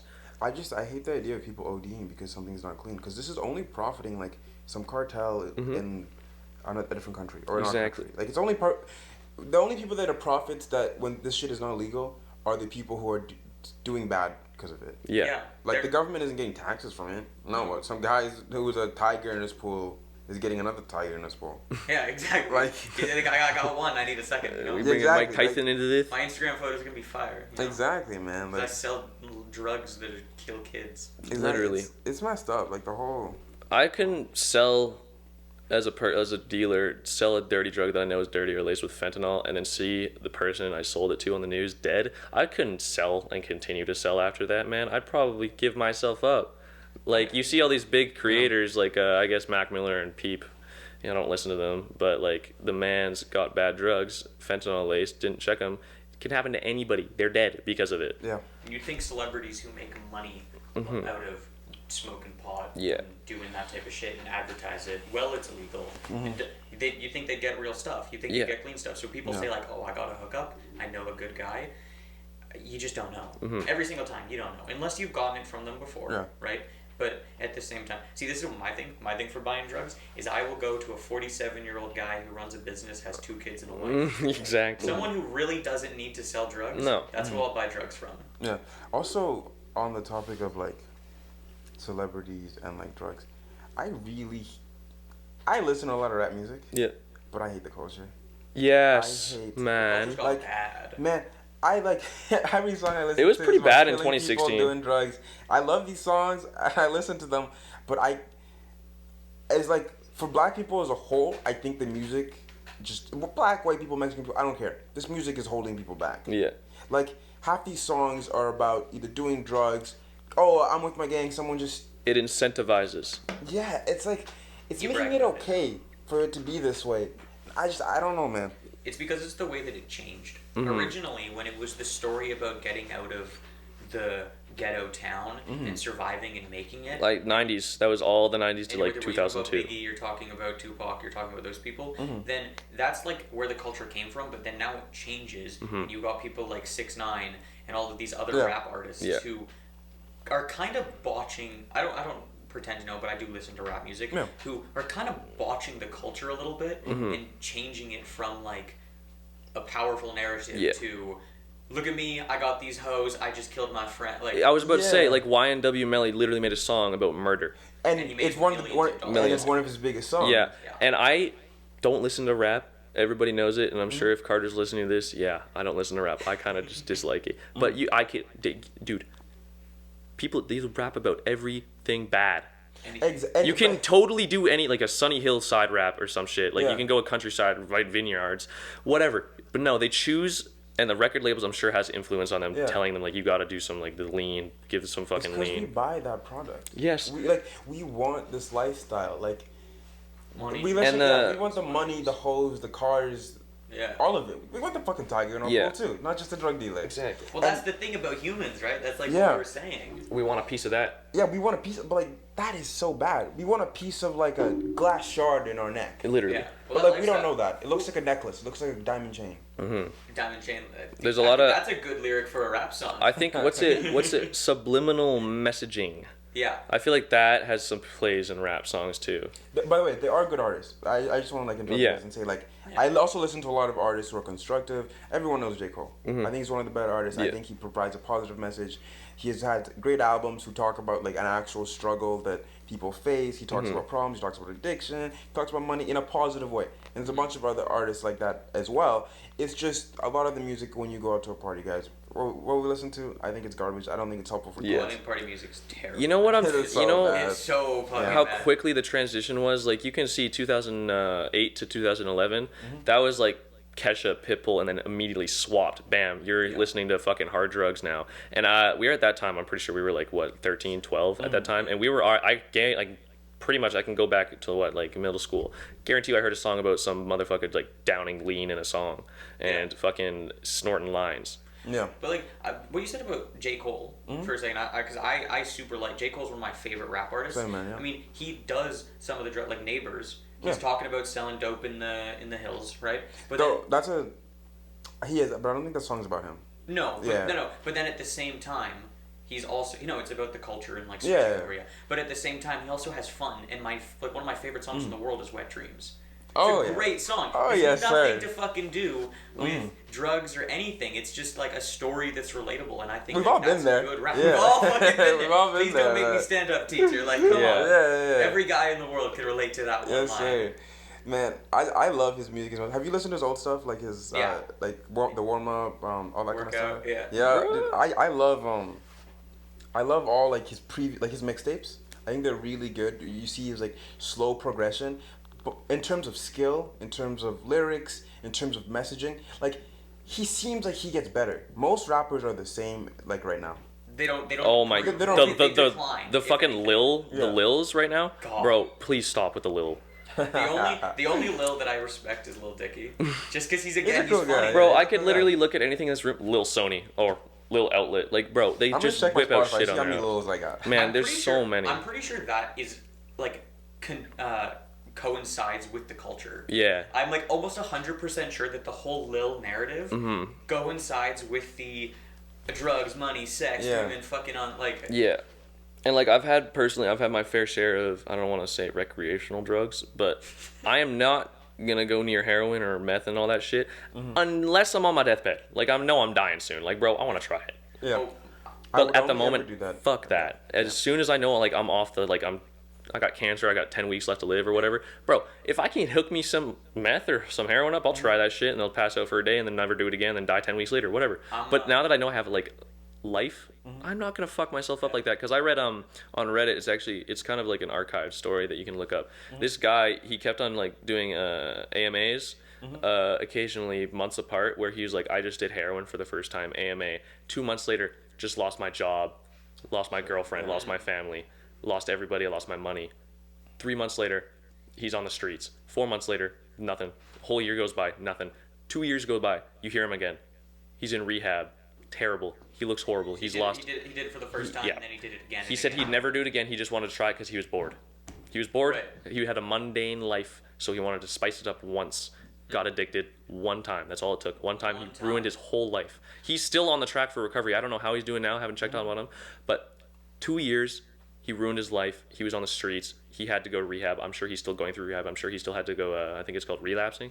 But that just shows you how quick and how fast that stuff can overtake you. That's my biggest fear. Not just like becoming an addict, but losing what I got right now. Yeah. Like I feel like I'm blessed, and if I fuck this ball up and like I end up on the streets, that's just like I fumbled my bag. Yeah. Like I'm very scared that I might mess up everything I have going on right now. Maybe I accidentally become a drag addict. Maybe I crash a car and accidentally kill someone. Like all these things, I don't know. They keep me up at night. Yeah. Like the idea that I could end up on the streets or I could fail at what I have going on. Like, It's like quick. I'm hungry. Yeah. It's quick and it's blindsiding. Like my car crash last year. It wasn't personally my that You shit. were in that car crash. Yeah, it was in a split second, but it felt like forever. Yeah. Like I felt like I had enough time to do this with the front Yeah. passenger seat and Your life brace. just slowed, right? Okay, go back. I had to wait, but literally all it took was 1 swerve, 2 swerve, 3 swerve, and I hit the tree. Yeah. So lucky, bro. I always wear seatbelts now, and I hate admitting it. I hate that I have to act this way, but when my friends fuck around on the steering wheel and jiggle or speed up and then jiggle, Yeah. bro, I hate that. I like you driving responsibly. I know how quickly someone can just fucking die, and no matter how good of a driver you are, doesn't matter. You can still die on the road. Someone else can hit you. Then you make me nervous. Literally. The thing is, other people on the road. It are doesn't the matter how scariest fucking good of a part. driver. Yeah. And I hate that aspect of driving. Like, I know I just got my L after 2 years, but like, man, the fact that I can do everything right and still die is insane. It just it's such a fucking like a trust system, but there's so many idiots on the road that you can't trust. Like, you can't do it. It's impossible, but you have to, because your life's on the line, their life's on the line, but they don't fucking care if they're drunk, whatever. Bam, T-boned, you're dead. On the topic of that, I hate the culture on this island with drinking and driving. Holy shit! I The hate lack it. of caring. I'm not gonna. I hate it and I hate it and I hate it. If you're listening to this, I don't care who you are. If you drink and drive, fuck you. Yeah, I gotta agree. I know a whole group of people who do it, and they do it with other people in the car. Oh, Yeah. Yeah, like It's not recently, even a group, there's it's like not. a fucking cult of Yes, them. There's it's so many. they do it like it's second nature. I've literally seen one of these individuals while I was driving home with Malachi one day, on the same fucking lane, going towards us, and it was not like he was drunk or anything. He was blasted, like he couldn't see, and they don't care. They don't care. They still go, and I don't know how the cops never get them. Yeah. And when they do get them, it's like whatever. But like, it's so fucked how like this place, for one, the homeless people, I'll get back on that because the homeless people here tick me off. But like the what you call it again, the culture of drinking The here. culture of drinking and driving, it scares me because everyone that does it is really young. Yeah. And there's a lot of people that like I They love, think they're I'm friends invincible. with. They're like, this is not how I want you to die. No, man. I do not ever want to check my phone and see that one of my friends died in a drinking and driving accident. That is one of the most preventable ways. To die. Yeah. Like, you don't have to be in that situation. Yeah. I'm not just talking about one drink. I'm talking about people who are like, oh, a bunch of beers, let me go drive home. Let me go drive over. Like, no. Crash on my couch, bro. Like God. my mom always made Fuck it, sure sleep when I in went the to a car. party, It's like, cold. I don't care. Like, do something else. don't give a shit if it's 2 a.m. Call me. I'll drive you. I don't give a fuck. Call Yeah. a cab. They're Yes, fucking expensive. bro. Whatever. Call a Yeah. cab. Literally, I haven't stepped into a drunk driver's vehicle in all the times I've been at parties here, and I'm not like the biggest. Ooh, I go to every party, but like the parties, I know I'm not dumb. My mom, they always drill it into your brain, like, keep telling me I'm not gonna drink and drive, mom. I'm not that stupid. You don't know, even if you like, oh, my friend's a DD, he could have had a drink and just doesn't want to tell you. Exactly. So if I have to, I'll stay the night. If I have to, I'll walk. If I have to, I'll take a cab. But I swear, I have never stepped in a foot, like that, of my knowledge, into a drunk driver's car after a party, after anything. I refuse. Because it's fucking avoidable. Yes, it's avoidable, and especially if you, the one thing that if I were to, like, someone, DD, let's go, guys, we're going. He's actually had a drink or two. I say no, it's all good, because I don't know, fishy feeling or whatever. And they end up crashing, and I find out the next morning, bro, it's like dodging a bullet, but you also get hit with another bullet, because, fuck. My friends are in Why'd there. I let him drive that car? Exactly. Yes. Why'd I let him do that? I mean, and Aaron, like you said, like, you have a lot to lose. Every single person right now at 18 has infinite fucking possibility. Yes. The We all can potential do is anything. crazy. Yeah. We could all literally do anything, and you don't even know what that is, and you're just throwing that away by taking so unnecessary risks. Your life is not worth 10 seconds of adrenaline. It's No. not worth 100 seconds. It's never worth it. Like, sleep in the car, do something else. And some people just do it because they think it's fun. Yeah. And that makes me even sad. They're not even trying to get home. How is driving drunk fun? Like, It's not. It's I know. so disoriented. Like, I've been a passenger while high, and I'm like fucking disoriented. Like, bro, Yeah. I think we're going too fast. We're going the regular speed limit. I'm tripping. I'm freaking like in my head. I'm like, no, slow down, man. Around corners, man, I can't take it. But like the fact that to go back to your point, like 18 years, you got a whole bunch of possibilities. You're at that young. One thing I hate about Country Grocer, man, when I went up to go ask for my 3 weeks off in August, the big boss guy, he made like they've been treating me, and they'll definitely treat you like that too if you ask for anything. They're treating the kids like, and especially me that I've noticed, like we're 45 years old or older, no options in life. You're sticking here. You work at Country Grocer at 18, you're never going anywhere. Literally, that's how they treat you. Because I went up there, he guilt-tripped me. He was like, bro, if you go, like, you're crippling the deli. That's a literal quote, not the bro part, but like, he was like, you're crippling the deli if you leave. And I'm like, we're going to have to hire someone in the summer for part-time and then fire them. Like, no, you don't. You just keep them. And I'm sure there's people who are going to hire, like, you're going to apply. Yeah. Like, why do you got to guilt-trip me out of that? And then when I ask for a raise, it's always like, I always get that, like, that negative, like, really, man? Like, come on. Bro, $34,000 a year? Not livable, especially on Salt Spring. You want me to work in your establishment, in your business? Fucking give me money. I'm sorry, I don't like my job, but I like the money, so I'll stay in the job if you give me the amount of money that I want and I can live off of. Also, if you work real shit. Like, if you put in good work, feel comfortable as a team. Feel comfortable to ask your boss for raises. Aaron's like, no, I don't actually work hard. I mean, sometimes. Like, if you work at a place and you ask for a raise, they're not going to fire you for asking for a raise. Kids are, these days, they think that they can't ask for the grandmas in our department, I know how much they make. I make more than them, and they have never asked for a raise, and they keep getting raises for 50 cents just to bump up for the minimum wage. They're pussies. They're pussies. Dude, can I just say something? The only reason I work there is because you work there. Because if you quit, bro, I quit. Yes, I'm not even kidding. It's fun, probably. I get paid to fuck around and joke with Cavin. Yes. That's how I see my job. And like talk to some customers. Like, I have a supervisor title. I do my job, but I don't do it too hard because I know I'm not going to live there for the rest of my life. I'm not going to work there. So I don't need to put 100% effort in. I put like maybe some days, obviously, I don't give a shit, man. Like, I leave half an hour early every day. I swear to God, if Mark, you hear this, get the fuck out. But like, man, I honestly I'm in it for the fun at this point, and it's fun if like the kids, like, man, when Gavin and all them quit, it was so boring before you came and everything. Oh my God, working with people who are like double your age, I can make them laugh, but they can't relate or make me laugh, man. Like, none of their shit is funny. I'm sorry. Dude, you know who I miss? I miss Braden. Working with like you, me, and Braden, Harry. Oh my God. That was like the dream. Braden left for tiling. Harry's working. Wait, Braden left for what? Tiling. He's doing tiling, making much more Sound bank. like Thailand when I thought you said it. Thailand. I was like, bro, he's dead. He's gone. No, he's doing tiling. Yeah, obviously better for him, but I miss working with Braden so much. Dude, he was fun Why as hell. don't you guys do, like, why not follow in what Braden did? Or, like, start your own thing going? The only thing that's keeping me at Country Grocery right now is the fact that I don't have a license or a car. As soon as I get a car, man, I'm going to try to go off and do refrigeration or plumbing. If that doesn't work out, I'm going to find another trade. There's so many options out there, man. Like, you think about it, you're so narrow-minded. The reason I think I don't know what I want to do is because there's so many options out there. Yeah, I can feel that. Like, I don't know what I am good at, and if I find out what I'm good at, maybe if I just bounce jobs, like 100 days one job, 100 days this job, cool. Find out what I like, I get the experience, A, I know how to do that shit now, and B, what if I like it? Bam, easy.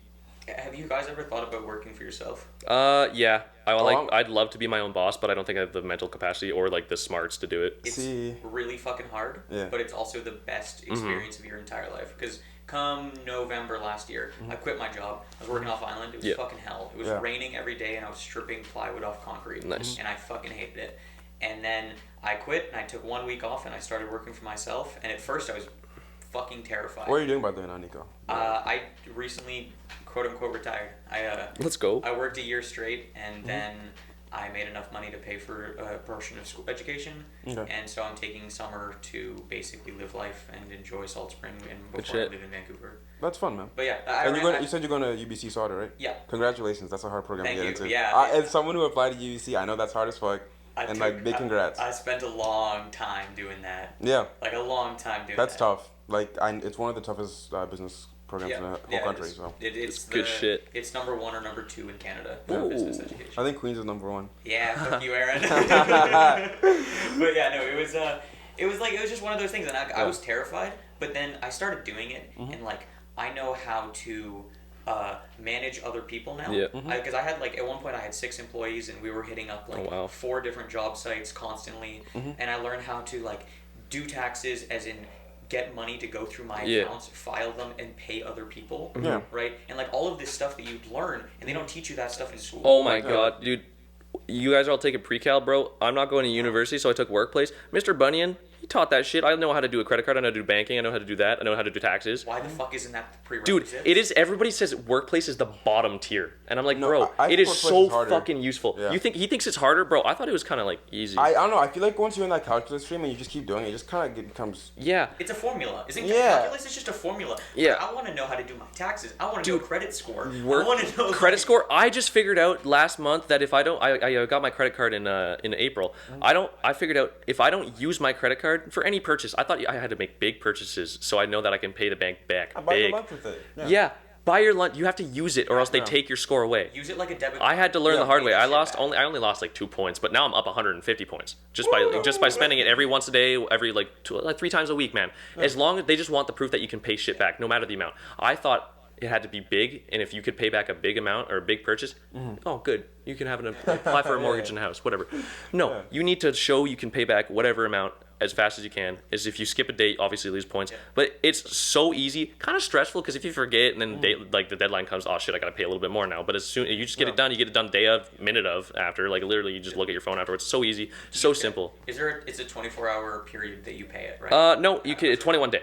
21 days for me. 21 days. days. Yeah, I have 21 days to remember to pay back $4. That's good. That's good. It's a long period of time. amazing, Yeah. And if I don't, Yeah. then I don't. I forget the interest rate, but it's like 0 point something something. I don't think it's very high. It's not high. For 19. Yeah. And Aaron and I can't get them yet. As soon as I turn 19, the week even that, I can do it right now. I'm an American citizen actually. the Yeah. Oh, right, because you went there first. Yeah. Yeah. But Yeah. I plan on getting my credit card because I want buying power. yes. Yeah. Like I want a stupid amount of buying power as I get older because It's I so plan on investing. I plan on buying things, not things that I can't afford, but just if you like buy a mortgage Yeah. and then you have that money, making money elsewhere with interest. Yeah. That's way more money than just paying off the house outright. Yeah. Like I want to be able to do that soon.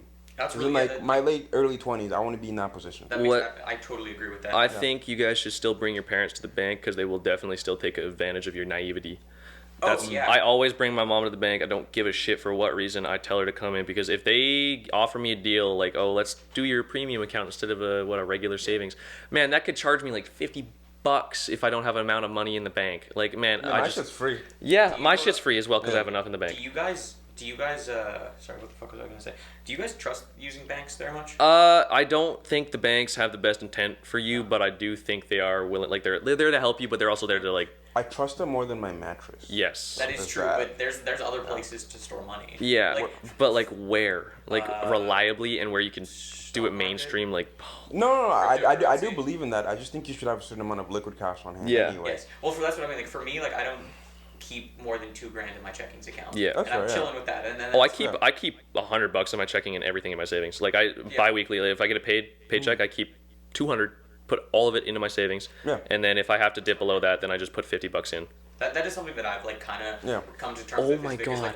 Like, for me, I had income coming in, so I Yeah. was never worried about it. But I basically put every single dollar that I made in this last year into the stock market, and then I was sitting there and I was like, oh shit. I don't actually have any cash. I'm not working anymore. Yeah. So fuck. What am I gonna You have to do? liquidate some assets. There was a minute there where I had to liquidate. It wasn't fine. I still like sold. I just sold ones that were on witness Yeah. rate, Yeah. which is Besides fine. credit cards What's and your stuff. portfolio looking like, by the way? Sorry, Dad. Yeah, My go for it. portfolio, it's good. I'm not gonna talk about it. Too No, much. not that amount, but like, what stocks you invested in? Oh, I do Tesla, Disney Plus, Apple, Air Canada, and Spotify. Damn, Apple's a really safe. Are you doing like? These all sound like long-term plays to like for the future, or are they? I've been day trading Tesla, not day trading, but I've been like bi-monthly trading stocks with Tesla since I was 16. Jesus Okay, Christ. 60. Oh, you got in I've early. been playing the game for a really long. You got in mad early. Nice. Yeah, because I was like my mom, she got into it a really long time ago, and then Okay, yeah. she introduced it to me when I was really young, and then I had a meeting when I was 16 with her investment banker, and I started doing it, and it's been fun. I mean, you learn, like, I'm so happy that I learned now Yeah. that you have to be okay with losing sometimes. Yeah. Because sometimes I'll wake up in the morning, like the first thing I do on a Monday morning is I'll look at the stocks and read the news. My account's probably red right now. Yeah, it's- you look at it. Are you Yeah. you're invested in the stock market? No, I'm in crypto right now. Yeah, I'm not in. yeah. Crypto punished us. Recently. Oh my god, man. I'm lucky I don't know shit about All I investing see- yet. Elon Musk shot me in the fucking All I face. see is red. All I see is red every day. It hurts. I miss the green. It hurts. I Yeah. know. I think- I agree. To bounce back, one of the most important things besides credit cards is budgeting. Workplace taught that. Budgeting, it's so. I gotta get better at that. Holy shit, man! Budgeting could save your ass. From what I've read, like bro, I think the knowledge I've gained from workplace insurmountable compared to like calculus or some shit. I know how I have a decent idea how to budget now, because I feel like if I went into that didn't do workplace and I'm doing what I'm currently doing, like if I with my job, I'm not like if I budget that shit, I'd be like saving $10 a 2 weeks, and that's $20 a month. But like if I didn't know how to budget, didn't do workplace, did calculus, wanted to go to uni. I feel like if I had no knowledge of budget, I'd be fucked in the future. I'm amazed they don't make workplace more important. I know. That shit, I didn't take it, but that shit sounds hella It is so Guys, useful. I think it's useful. You did both. But like, no, I didn't do both. But like, let's be honest. When most of us are in high school, we don't give a fuck. Yeah. We are not going to pay attention to someone teaching us taxes. Yeah. Like most people that we were in high school with would not care. They took workplace to get the easy A, and I bet you they took nothing out of the class. Like, Cavin, you sound like you did. I did it because I didn't want to do calculus. Yeah, but I bet you 90% of your class probably did not care. Malachi did because he was doing trades. He wanted to because that worked in his field. But like, probably other kids in your class are just like... Oh, they didn't give a fuck. I don't understand the easy A mentality. I don't either. I didn't What do get you easy mean? A's. Yeah. I didn't get easy A's. Sorry, what? What do you mean the easy A mentality? I mean, like, if you're going into a class just to get an easy A and not really care about the education, I feel like you're just wasting your time. Isn't it just like the in through one ear, out the other? Yeah, exactly. Like, why, if you're gonna be there, why not actually learn it? I Like, chose it takes classes I extra wanted effort. to. You put the same amount of time in sitting there doing nothing that you do in actually learning the subject Yeah. and gaining some value out of what you tried to do. I think my biggest problem in high school was the motivational factor for like doing work, but like all the classes, I'd say the majority of my classes, like obviously there's like, I'd say throughout the 4 years I had probably 5 classes I just didn't want to do, didn't give a shit about, did the bare minimum. But like I did socials, I rocked at that. I shredded ass cheeks in PE. And Having me taking people out. bro, I actually, funny story, point blank toe punted a soccer ball at a girl. Ooh. She went down. She didn't come back for like 2 days. I got a great PE story. But, like- I hit a kid in the face with a football. Oh my god, boys. You guys take people out in your PE classes. Well, I gotta vent my frustration somehow. Yeah, They bro. don't let me yell at the teachers there. So Law was actually a really fun class. I didn't think I'd enjoy it, but that shit was fun. that was so good. I'm sad that got cut off. I know, dude. It's so funny. Isla, one of those. You know who Isla is, Aaron? I do not. Corsini. Okay. She, her and I were up at the Bay Court food court, and we had just gotten out of the courtroom, and she, for some odd reason, decided to loudly exclaim, "Is that the guy we were watching in the drug trial?" And bro, she was like, "He has a tear tattoo on his eye," and she was like, two after she gets. he looked direct. No, the thing is, he looked directly at us. Yeah. And then he went to go get his fucking New York fries. Nice. Man, I got nothing out of law. I'll be honest with you. Really? I took it. Were we in that class together? We were not, but No. you might have to edit this part out. The worst teacher ever seen. Okay, I have to agree. I have to agree with him. I took his 10, man. That's I bombed. I couldn't get it because it was just about the Renaissance art. He's such a bad teacher. He just gave out work. He just gave out work and then He's left. not okay. I think he could be a good teacher. He doesn't want to be a good teacher because he's okay. If I was in position, I'd be the happiest man alive. Because he gets paid to do Duolingo, to have fun, to make jokes. Yeah. But I'm in the student's position. Yeah.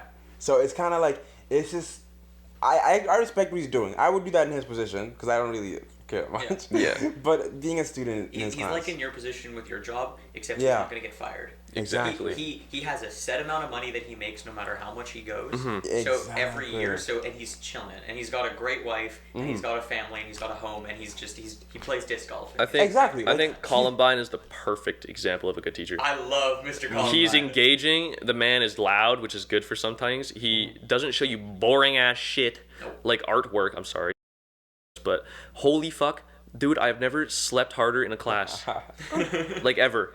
And you have ADHD. So Yeah, man, I slept hard, and he actually he railed me on my report card. Like I Man, all through high school, I was just finessing one grade to the next. I wasn't finessing. I finessed Miss Arnold. Aaron. Huh? I can feel that. Yep. Like, I don't think I ever put in more than like 60% effort Everybody's into a gonna class. hate you, by the way, because there's so many people out there. I say Taylor that, they go, Ackerman put in like "Fuck you, 150. Nico." I know Taylor Ackerman put in like 150% every time she walked into the school. Nah, bro, like, I barely paid attention. I slept during tests. Like What? Yeah. Like, I could barely sleep in class. I would get a chemistry test. I would do first half, sleep for 20, ask Miss Anderson to God wake me damn. up, do second half. Nice. I think I had it figured out by like second semester, grade 10. Yeah, the system. Yeah. I mean, Yeah. I did my physics 11 on mushrooms. Walked out with an 88%. What on the my fuck, revised. you guys? I didn't even care. Yeah. I was looking at this. I was like, dude, numbers and angles, bro. This shit's awesome. You just figured out a new thing for trigonometry. Yeah, bro. Holy shit. Dude, high school is just. I didn't see it as like lessons, like the lessons they're teaching. I just saw it as a way to learn how to finesse.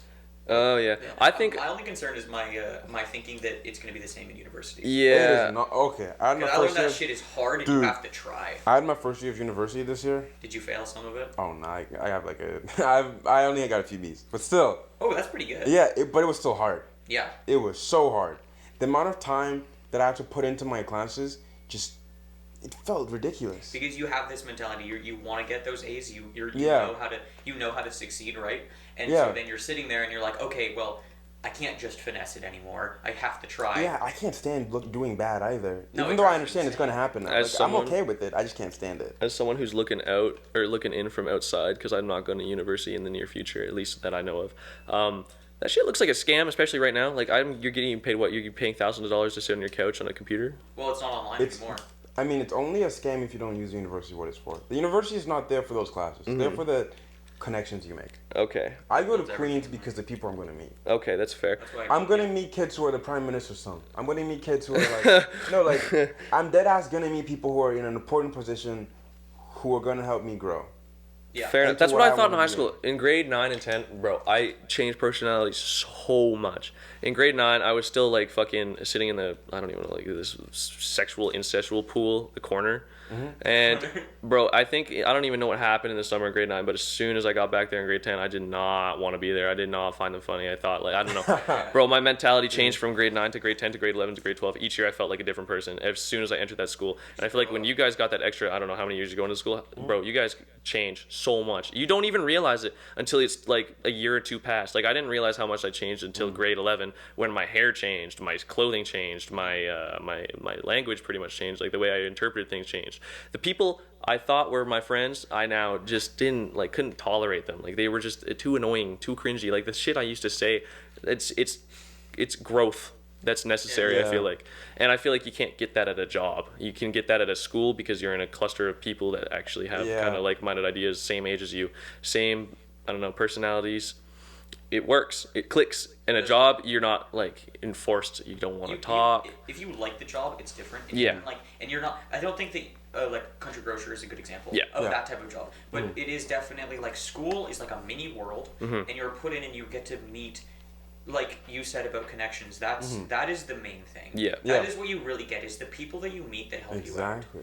Like A mental network. I could have never started a business here if I had never met all of the people I did Yeah. living here. I Like, think hands-on knowing is people better. Yeah. That's why it's so tough when I think parents do this homeschooling thing, because I feel like they're robbing their kids of something really important that they're Yeah. going to be missing out on, like just being at home all the time or like not. just human interaction. Exactly, yeah. Like, I think it's in Texas they were doing something like this, where like the kids were just like learning at home or something. It went horribly. All the kids turned out stupid. I don't know what they expected. Also, social skills are a big thing. I feel like Holy shit! The amount of people that are like socially inept on this island is astounding. Astounding. Like they don't know, like they're so awkward or they're shy, but like you can see they're trying, but it bombs. Like it's terrible. Like you can tell they've never done this or they've our never job learned. is good at that. Teaching us Yes, that. Like I feel man. like you and I rock that shit. Yes, man. Yeah. You guys gotta talk to people. Like people come in, you're like, "Yo, what's up? How's it going?" Yeah, Yeah, like, Blake that's is what the we do all fucking day. connoisseur of that shit. Yeah. Blake's got that down to the I basics, love man. Blake. I've known knows him my whole life. how He's to do that. funny. But like, bro, some of the kids, like, you can ask them a simple question, and they either like they'll interpret it and they'll get rude at you, like just like because they don't know how to respond. And Yeah. you like as me, I'd be like, okay, never fucking mind, dog, Yeah. chill. Yeah. But like, it's just they don't know how to interpret it. But then like they don't work on it, and especially from this home, they can't. Dude, a lot of people just like they don't realize it's a skill that you got to get better at. Yeah. You got to go in these uncomfortable positions. It's like talking to girls. Yeah. You just got to do it. You Yeah. got to keep doing it. It's Yeah. same for talking to guys, all that kind of stuff. You just got to. It'll do become it. second You nature get after a better, while. You get better, and then eventually you start killing it. Yeah. Because it becomes like it's a regular thing for you. It's like talking to your mother. when you talk to a random stranger. Like, it just becomes party. The more you try something and failure is the best teacher. Yeah. The more you try, you lose, you mess up, you're like, oh, okay, so this is how I do it better. Yeah. And then you try again, and you're like, oh, that went a little better. Like I like that. A good example is now my joke I made last year that got me in so much shit. I wouldn't say that now, but like I'm not like I know the group of people I can't say it to. Go back to the kitchen. I didn't laugh.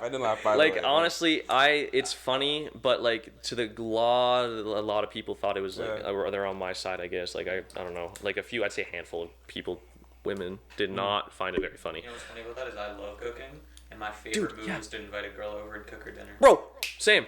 Shit, that's like that's a fucking power move. Every time. I like You work a good you work up a good spaghetti. Game over. She ain't leaving. Send me back to the kitchen. She ain't fucking leaving. Yeah, dude, seriously. I'll get you some bomb ass tacos. All I'm saying is, I think I've perfected a humor that it works in my friend group, but doesn't work for everybody, and I don't intend it for everybody. And people take my blunt, like my honesty. Like I'm really honest. I don't give a shit what I'll say. Like if you want, like I'll give you the straight truth. But I feel like people ask a question and then they don't want the truth. They want you to lie to them. Many people do that. And I don't care. If it hurts your feelings, man, I'll say it. I don't care. Like, I think I lost a couple friends actually because I was so blunt to them all the time. I just didn't they didn't understand that I was being myself, and I'm not being rude. I'm giving it to you as it is. Yeah. And they didn't get that, and they didn't like it because it sounded mean. And I don't it's not always like if I'm blunt, I'm not always gonna be mean. It's just that the shit they ask, I'm not gonna sugarcoat it.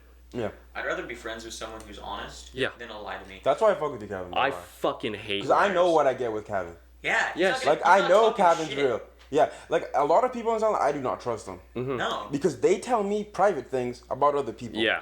Yeah, and that then you know that you can't tell them private things. Yes, that's my number one red flag. Mm-hmm. As soon as guy, I hang out with you, you tell me someone else's secret. Yep. You're in a red zone for me. Bro, I gotta. You're my friend. You guys want to know my secret? I don't trust you ever. Yeah, you tell me a secret, I'm gonna fucking forget that shit. That's how I. I obviously it'll be stored there, but like if it don't come up, like I dead ass will not remember something it. you're thinking about. If they come up to you again and man, like I'm dealing with this, and you're like, I know, I understand, I can help you out. Like let's talk. Yeah, I try to if you come to me with a problem, I'll try to give you a different look on it, cause I have an experience that you might not have, and then you're asking I don't know what to do. Then I'll tell you my honest opinion, even if it sucks for you to hear it. Yeah. Whatever, I'm giving you. You're not going to some other person and being like, yo, guess what? This person, guess what he's dealing with? Yeah, like I'm not gonna be like, oh damn, Aaron, you just got chlamydia. Fuck. Hey, Nico, he just got chlamydia. Wait, what? Actually? Yeah. Dude, damn. hey, Liv, what's up? Guess what? Yeah, it just spreads like that. It spreads like that. And the whole island knows that. Yeah, it's so quick too. It's like that's a fucking... why I try not to tell anybody here anything. Yeah. I don't like anybody here really knowing me like that. I'm so private. I love to be private with the girl. Like, especially relationships. I hate, I'll never hook up at a party. Dude. Fuck that. All that stuff. I hate to say it. Daphne is the worst. Because she wants to know, and then she will get mad at you and bitch at you if you don't say anything. I love privacy in relationships. Yeah. Oh, yeah. It is so nice, because then you, when you bang her last night, I don't know. Yeah? No? She slept over. What do you think? Yeah, what do you think, bro? Just put two and two together. I'm not going to directly say it. And it's not like, why do I have to discuss it, man? You can just guess. It's an educated guess, and you probably get it. There's a difference between, talking about it with your, really close... your boys or your friends, whatever it is. There's definitely levels to it. But for me personally, I think that was part of the reason why I hated dating in high school so much is because they were so, everybody was just so in your face about Everybody it. knew everything about you. Yeah, there was no privacy. Yeah. There was no, hey, I get to do this. And that's what it made it, that's why I just wouldn't do it. Yeah, props to the people who did, get out of high school and still date. But, that's impressive. Man. Can I say something? Yeah. Most relationships that I know are horrible. Yeah. They're so they're so unhealthy. Dude. I hear the guy or girl side and I'm like, bro, this is just emotional abuse with extra steps. Yeah. Yeah. You know what's funny? Someone could ask me relationship advice. Yeah, they both think they're right, and then when they're both wrong, they both argue who's right, but no one's right. Also, people are just stuck together because they don't want to be alone. Yeah, I think right now where it's kind of hard to meet people. Yeah, right yeah. now. Especially living here, you've already seen everybody. You're like, oh fuck. Bro, totally forgot what I was saying. Shit. People are saying they're right. You're arguing about it. People are scared to be alone. People are scared to back up more. On this island, especially people's relationships. Relationships suck. All relationships on this island basically suck, except a few. Yeah. Shout out, Zach and Amelia. Zach and Amelia. That's impressive. Gavin and Alice. Melena and Steph have been dating for a year and a half. Alice and relationship. Gavin, yeah, they've been together for a really long time. Yeah. Yeah. Zach and Amelia to me are the quintessential relationship. I Are don't. they dating? Yeah, they've been You know dating what I for Oh, years. I remember I now. didn't fucking know that. I Yeah. like that. I And like like, that. they're, I don't know, they seem good. Again, I don't know how their relationship really works. Yeah. But they seem to like being together and do the most to be together. And enjoy each other's company Yeah, and have and, like, fun with each other. I just got a lot of respect for that. Most relationships I look at make me never Yeah. want to be in a relationship. The thing is, like, people come, like, this is what I was trying to say. I just forgot it, but now I remembered it. Some of my friends come to me and ask me for advice, but I haven't dated since grade 6 or grade 7, whatever. Really? Grade 8. Yeah, I didn't go through that You whole. player. I played out. Yeah, I lucked out. They asked me for advice, but they wouldn't take it. Oh yeah, Yeah. that's the But worst. then I would end up being right. Always. But I don't, like, I always thought, like, oh, maybe I'm just a fucking guru. No, I'm just pointing out the obvious, and they're choosing to ignore Dude. it. They got rose-colored glasses on, and we got our Dude, outside. Yes. Everybody Man. has rose-colored glasses on as soon as they get in a relationship. Oh, And yeah. Their problems they refuse to notice about their partner, and they're blind. yeah. And it's- they will have a wake-up call eventually. It just might be in like 5 years. I know, and it's they've just the lost half fact their that childhood. I get so frustrated when they come to me and then they don't heed my warning, and then it comes to pass, and they're like, "Ah, shit, you're right." It's like, don't fucking come to me again, and then ask me the same question, and then don't listen to me. Like, I won't help you at that point. Like, what I'm saying, like, I won't help. Like, for people who are depressed and they ask me for advice, like, I stopped doing this a long time ago because I just got fed up. Like, I don't care. I have no tolerance, nothing. I give you a counselor number, you don't take it, you come back to me complaining, blah blah blah. I don't care anymore. You're not taking my advice. You're just doing it for something else. Then I don't care. Some I people think want Leave me alone. attention. I think that's something else. Exactly. Yep. People want attention. Yeah. They like the idea of this, like the focus is being on them, and if you solve the problem, I don't tolerate that. then the focus isn't there anymore. Yeah, I don't tolerate that anymore. In grade 9 I did. In grade 10, 11, 12, now I no tolerance. Sadly, I still tolerate that voice. No, I There's don't. still I like get it. a few people I get on my it. phone that I know are just there because they need attention. Yeah. And I don't know why I put up with it. I think I'm It's just. because you're kind. I You guess. care like- about you want to make them feel better. I think. Yeah, like I'm trying It's to so help, but they exhausting haven't doing grown that. up. Yes. Like we're about to become 19. There's people who are in our grad class, a little bit younger than us, who still come with me with the most petty ass problems. Uh-huh. Mhm. Like I don't give a fuck. Nika, man. it's just I'm worried tiring. about like what I'm gonna be doing next year, 2 years from now, 5 years from now. Yeah. I'm thinking about kids, kinda, not really, but Jesus, maybe. Aaron. The man's in his 30s. Yeah, like I'll do I'm- 28. 28 Yeah. is when I'll have kids. 28. If I'm successful by 28, I'll have kids, but I might go. That's and a depending good- on what that's the a good world is area. like too out there. Yeah. I feel like at the Can I moment. bring a child into this world right now? Yeah. Like think about long term, like their lives, bro. I gotta have my funds secured, and also the woman I'm having kids with, she's gotta be like. I don't care if we're together. Like if we break up, it's fine. Yeah. I have to know she's kind. Yeah. Cause I want my kids to be kind. Man, I I want think my kids to be loving, respectful. I have learned just from I think the osmosis, just experiencing and seeing from the outside, or being in their middle, but not actually like on sideline. Yeah. But like, man, I know I can be kind, but the things that I have to look out on my mental health, I'm not going to be kind to everybody, especially when you keep coming to me with the same shit, or like you're just not listening. Yeah. You're grabbing that attention. I have just found a way for myself to like just let go. Don't care. I'm not giving you any more of my time. I'm going to give myself some time, take you off my mind, Yeah. put someone else on my mind, give room for someone else, because you're clearly you're not listening, you're not caring for yourself. You can go find someone else. Maybe it'll work for them. Maybe it'll work for you. Yeah. But I just can't. I don't have the capacity in my life now. Back then, maybe. Now I just can't deal with it. It's too much, especially now. Especially when they keep crying like every night. Like, Right "Wow, now, man." there's so. I have a feeling you're talking about a specific person. Yeah. I mean, not anymore because I don't talk to them, but Yeah. like a bunch. Yeah. There was, right? But like, I think that's kind of interesting. Is it's kind of the same thing about when we were talking about the vaccine. Yeah. And then the people that are arguing about it, and then their mindset doesn't change, right? It's the same. They just want to talk. I know. They want to feel important. They want you to have their energy, and they're not really interested in actually finding a Yeah. solution to the fucking problem. I listen, but as soon as I know that you're just gonna talk and not say anything or not do anything about it, nah. Some women and men just crave the idea I know. of either being wanted, to have attention. There's just like there's these feelings that not power. It's just like a feeling they want. Yeah. They strive to have, and you gotta once you find someone like that, you just gotta put them as red flag again. Red It's flag. in snaky. your mind. You just got to keep Yeah. an eye out. It's snaky. Yeah. You got to look for the garter snake. You got to take it out. And no matter how long it takes, even if you know it's what they're doing is wrong or whatever, and you just don't have, like, you don't want to, that's fine. But as soon as you feel like it's starting to put a toll on you, I think at that point you got to stop. And at this point, I don't even get to that point, as I early detection, I know. Once you red flag them. Yeah, I'll let them out. I have a hard time dealing with emotional And people. that's why I have with such a nice tight group of Exactly, people. Like your friend group, like Daphne and them. I consider them close friends, but like Malachi, Carmen, Seneca, all of them, they're like tightly knitted. Like I can tell them anything. Like they know pretty much. People. Yeah. They're my people, yeah. And they don't pull that shit. They don't tolerate that shit, and we make fun of people who do that shit. That's good. That's love right there. That's why That is love. like my boys like Gavin, Zach, Sean, Travis. You've been friends with them forever too. Yeah, Man, always. I consider them close. I consider pretty much your group of friends, your group of friends, my group of friends, all close friends, but my group of friends, obviously, and your group of friends outweigh your guys's and vice versa. Yeah. It's just, it's Absolutely. the fact that, like, obviously I'll let someone else in, blah, blah, blah, like, if they want to come and join the group. Oh, man, like, a couple people I know right now, man, like, shut the fuck up and leave, man. Get the fuck out of here. Get the fuck out of here.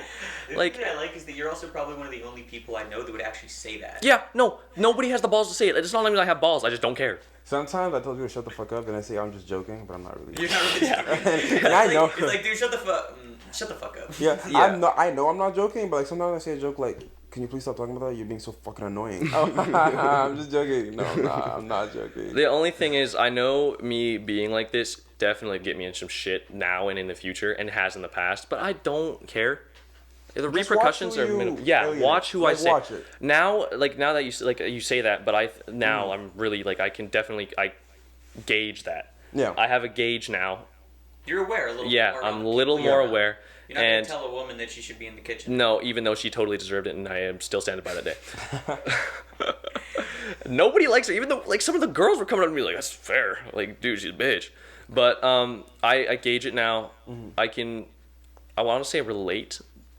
I can fit in more, change my style of humor for the time being, but my core humor is unbelievably sour. It's always the same. It's gonna be the same, but I can mold it into for a time being while I hang out with a party or group of people. Like, bro, I change my figure of speech when I'm around Gavin Donaldson. Like, I speak like him, and Michael, I don't know why I do it. Hi, Michael. I think I do that. But depending on who I'm with, I don't know how, but I just pick up on their speech and I kind of mimic it to That's the point. a good point, because I think I do the same. Yeah, thing. Like I think it's just subconsciously. Like, I can just, like, I start slurring my words, like, dog, I don't know what the fuck going on. Like, just like I start doing that, or I Like start. a little bit of mumble, like, Yeah, swearing or along, if it's someone more like posh and, like, I don't know, upright in life, I'll focus on my words and slow down. Yeah. But generally, I'm fast and retarded. You know one thing about like social awareness? That's a really big one. I think people can look at it as two-faced when you change yourself for different people. I think I look at it as like you're very socially aware, so you know how you like. I don't know. You know how to make people comfortable. Yeah, it's like you can move with the flow and change. Exactly. Like, let's say if I'm hanging out with this group of people tonight, I know what I can and can't do for the most part. Like, I know what offends them, what doesn't. I know, like, this is how they talk, whatever. I'll do that. Mm-hmm. It's not even like a mental thing. Like, I don't go, like, before I go out, I don't think about it. It's how I am. Happens. Yeah. And if this group of people, I might act a little bit different. All of that is still me. I just know what parts of my personality should shine brighter. Yeah, in a different situation. It's like the Japanese, this photo that was going around. It was like the face you show your friends, then you take it off, the face you show your family, and then take it off, and the face you show yourself. Exactly. Yeah. Like my And- It's family. still all you. It's just all you, just different covers. And like the other thing is that humans are so adaptive. Yeah. Right? We're around people. We're around these like different groups of people. We're gonna show a side that lets us fit in because humans want to fit And since in. there's We so wanna be many friends. nowadays, there's so many variations. Yeah. And I think it's at this point in life, and this how many people are on this island and this world, I think it's an incredibly smart move to start learning or just picking up on people's mannerisms, how they talk, how they act, so you can not be that weird kid that you're just like talking to and he's just kind of awkward standing there, but you can move in with the flow, not make it awkward, not ruin any conversation. You can just mold right in and leave, go to another, do the exact same thing. Doesn't hurt anybody. Yeah. And if they get confused, you can just let them know. And it doesn't hurt anybody. Shouldn't hurt anybody. If it does hurt anybody, you're obviously doing something wrong. Also, where do you think we all learned how to do that? Fuck, I don't fucking know. High school? High school, Where I we think. learned how to go around and be around people. I want to say it was I because. think for me it was just high school. I started off like first day of high school. Yep. I just asked everybody if they want to be my friend. Every single person. I remember that. I did. I remember that. That was hilarious. Yeah, like just straight up. Like you gravitate towards certain people. Yeah. Like I just started off the bat because that's the type of person I am. Yeah. I like to make friends. I like to. I don't know. I like to know what's happening, but also I like to have a community. Exactly. That's how I was like in grade 10 because Yeah. I had always shifted from one group to another like daily or weekly. Like one I'd hang out with like Paz in their group and they were like a grade younger than me. Doesn't matter. They were still funny. I still enjoyed their company. And then the next month I wasn't hanging out with them at all. I barely talked to them. I'm with Seneca and Isla and them. That is a prime example. I have been friends with them since grade 6 on and off. I could literally not talk to them for a year and I would be just where I was right back if I picked up. Yeah, exactly. And grade 10, 11, 12 is when I really started smacking right back into the middle of them and haven't left since then because I don't know, they're my people, I guess. And I think I learned from my past experiences just thinking back on it and learning as I was doing my whole shifting from group to group because I hung out with Gavin and them, hung out with Paz, hung out with, I think, Taylor and Unity at some point. Yeah. Everybody. Like I was open-minded to being social to anybody, but I knew who I didn't want to hang out with because I had already tried that and I had thought about that and I didn't want it and I never touched the corner again. I stopped being friends with a lot of people there. And even some guy I was friends with for 3 years, I haven't talked to him since. Still want my PS2 back. I think I have a home base when it comes to friendship. Yeah. Like my main boys, Gavin, Zach, Sean. Yeah, and it's not like they're going to get mad at you if you branch out. That's cap. They were mad at me. Oh, They shit. were mad at me this week. But that's okay. Anyway, I have a home base. Those are my people. They need something, I got them. Yeah. Like, it's a birthday, exactly I'm there. yeah. All that kind of stuff. But, like, I like hanging out with different people. Like, I might not see them all the time, but it's literally always love. Yeah. Like, I love them to death. You click, you guys, there's a reason you guys Yeah. are boys. Yeah, and, like, I believe in them as people. I'm like, you know, like, I think they're going to go for it. Like, the type of people I want around me in my life. Like, they have goals. They're driven. I don't know. I always make sure that I people. verbalize that they're doing good in life. I like with Malachi and shit, I always tell him, like, good shit, man. I know you're going to go far in life. You're doing your Red Seal shit. Yeah. Man, I always make sure I'm giving them positive and I give them negative too. I always give them shit and vice versa. There's a good, healthy balance of love and play.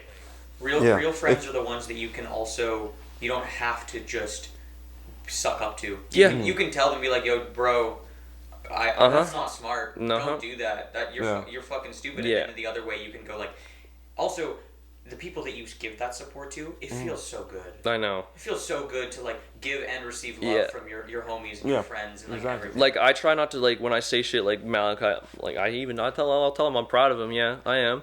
Just kinda, like, obviously there's like that awkward shit, but like I know he agreed, like he's like thank you, like I can see it in his face, like his expression, like he's like he appreciates it, and vice versa. Like the other day he's like, damn, those shorts look good on you, Kevin. Thanks, man. Kiss my ass. Like, bro, it's just that it's the honesty and like the playful nature that you're comfortable with, and it's not like when I'm hanging out with a new group of people I have to be like a little shell. Like I can't just be like, oh damn, you're looking good today. Like, you're going to be go far. Like, I don't want to say that to a random, like, person. I'm just, like, acquaintances or friends with, like, those 5 people or 6 people I can say anything to and vice versa. I'll shit on them, shit talk them, say that they're doing bad advice. Whether they take it or not, they know that I've said it. Vice versa, I've gotten some advice from them, too. It honestly helps. And I've talked, talking to them, I'm pretty sure, actually, most recently, like, bro, I talked to them about the shit that happened. You know, Aaron, you know what happened. Helped so much. Oh my god. I never talked to anybody before about problems like that. As soon as I talked to them, like a weight off my entire body. It was insanely relieving, and it was a nice experience because now I know that I can say that to them and they won't judge me, but they can judge me, but I know that it's like a good judge and it's like a helpful. For the audience in the back, he's talking about women, but I'm not going to be specific. He's just those kinds of problems, Now it's all good though. I found someone, Vancouver, she's nice. Ooh. Way to go, Kevin. That's love. I see you. I think also, like, for anybody out there, like, it's having your core people, your foundation, like you said, Aaron, like, it's so beneficial mentally because then you're not scared to branch out and try other things. No. Exactly. You know that when you fail, you have a fallback. You have the people that you love, the people that you want to be with. Yeah. And, like, I've noticed there's a lot of people, like, a lot of the people who are climbing that ladder and want to be at the top, like we talked about, and just cut everybody else down around them. And they're like, even with their friends, they're kind of like fake friends. The cool, that want to be populars. Yeah, exactly. Right.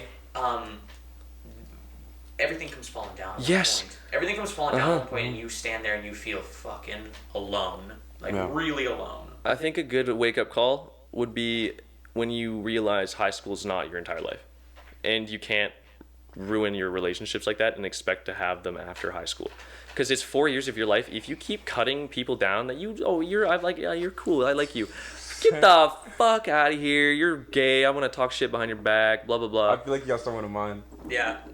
What? I There's feel like someone you you're got thinking someone in about mind. it. Oh, 100%. Same person I'm thinking of? I think so. Oh yeah. Yes. Yeah. Oh my god, man. Yeah. Who is it? I'll cut it out. Who is it? Yeah. Fucking Holy shit, that's who I was thinking. Yeah. bro, it's like biggest bitch I've ever Well, met. this is the thing, is that... yeah, never mind. We don't want to talk about it. Yeah, I know what you guys mean. Yeah. But like, yeah. the fact that you can get out of high school and then you move place. You will move off this island. What the fuck are you gonna do? You don't have anybody to text. You're gonna be sitting in your house alone, working, friends with your coworker. You're gonna go beer with Jimmy over there, Yeah. the 85-year-old grandpa who world Salt veteran. Spring's a bubble. Yeah. People here think that it's like the most important thing. I know. This is the universe. This tiny island Yeah. that nobody cares about You outside of Salt Spring. Need, I think, as a person to grow, especially at this age, you need a core group. Because I know for a fact I'm going to be friends with them my entire life. I don't give a shit what follows. I'll always come back to them, even if we get mad at each other for a year, don't talk. Yeah. I know I'll come back. There's no way you can succeed in life without having a core person, even. Yeah. It doesn't have to be a significant other. If you don't have friends, I don't think you're really, you're going not nowhere. living life You're right. not. What are you going to do in your free time? There's really no point to this life if you don't have that. No, you need a You'll companion. feel alone. You feel alienated. You feel depressed. Yes. I think you need someone to you need someone. It can be your family. It can even probably be your dog. I don't know. I think you just need some sort of. As humans, we are social creatures. An anchor. Yeah. Yeah. You need something out there to remind you of that Yeah. and to keep you happy and to keep you To content. interact. It's just like you need you definitely need those people, and then if you don't, what are you gonna do? Exactly. What are you gonna do? Like the girls that have a new best friend every 2 weeks. Oh, on the topic of that, fuck. How do they do that? I don't know. Man. How do you stick with that? And then some of them, they're just like, and then, you know what's really weird? Generally, they're all the really hot ones. Yeah. Like, I why? feel like that's the wannabe popular mentality. Like It's okay. it's from the movies. I feel like they've seen it from the movies and they're like, That's how you do that's the this way to shit. go. Yeah. I've talked to a lot of girls who I guess are pretty or whatever about this exact situation. Yeah. And they all seem to hate it, but they are Attracted to it. I don't know. You see it happen a Yeah. lot. You see it happen a lot. It's like a two-faced thing they got going on.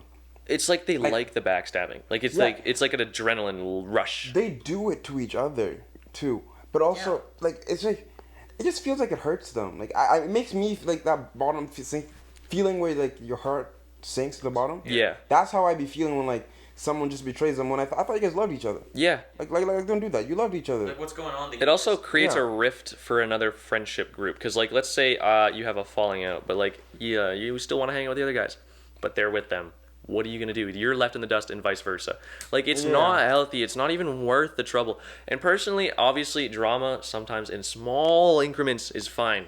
But, when you constantly make your entire personality or whatever, Life is trauma. holy shit, how do you not get exhausted and how do you still find it fun or how do you like backstabbing people that much? You must be a horrible person. You know how much anxiety and stress comes from that lifestyle? Oh my God. Constantly. And you can see it. You can see Yeah. these people, and when you become friends with them and you talk to them about it, and you kind of you're talking to that girl, for instance, Yeah. and you can see that they'll call you crying, they'll be stressing.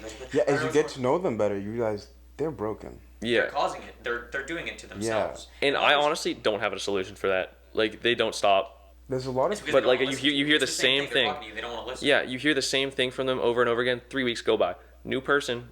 Start over. 4 months to go by. it saddens My me. bestie broke up with me, man. I think that the easiest thing, it doesn't even have to be relationships, Yeah. No. but any form of Yeah. relationship with a friend, anything, open communication. Be Man. honest about how you feel. Yeah. I wish I was better at that.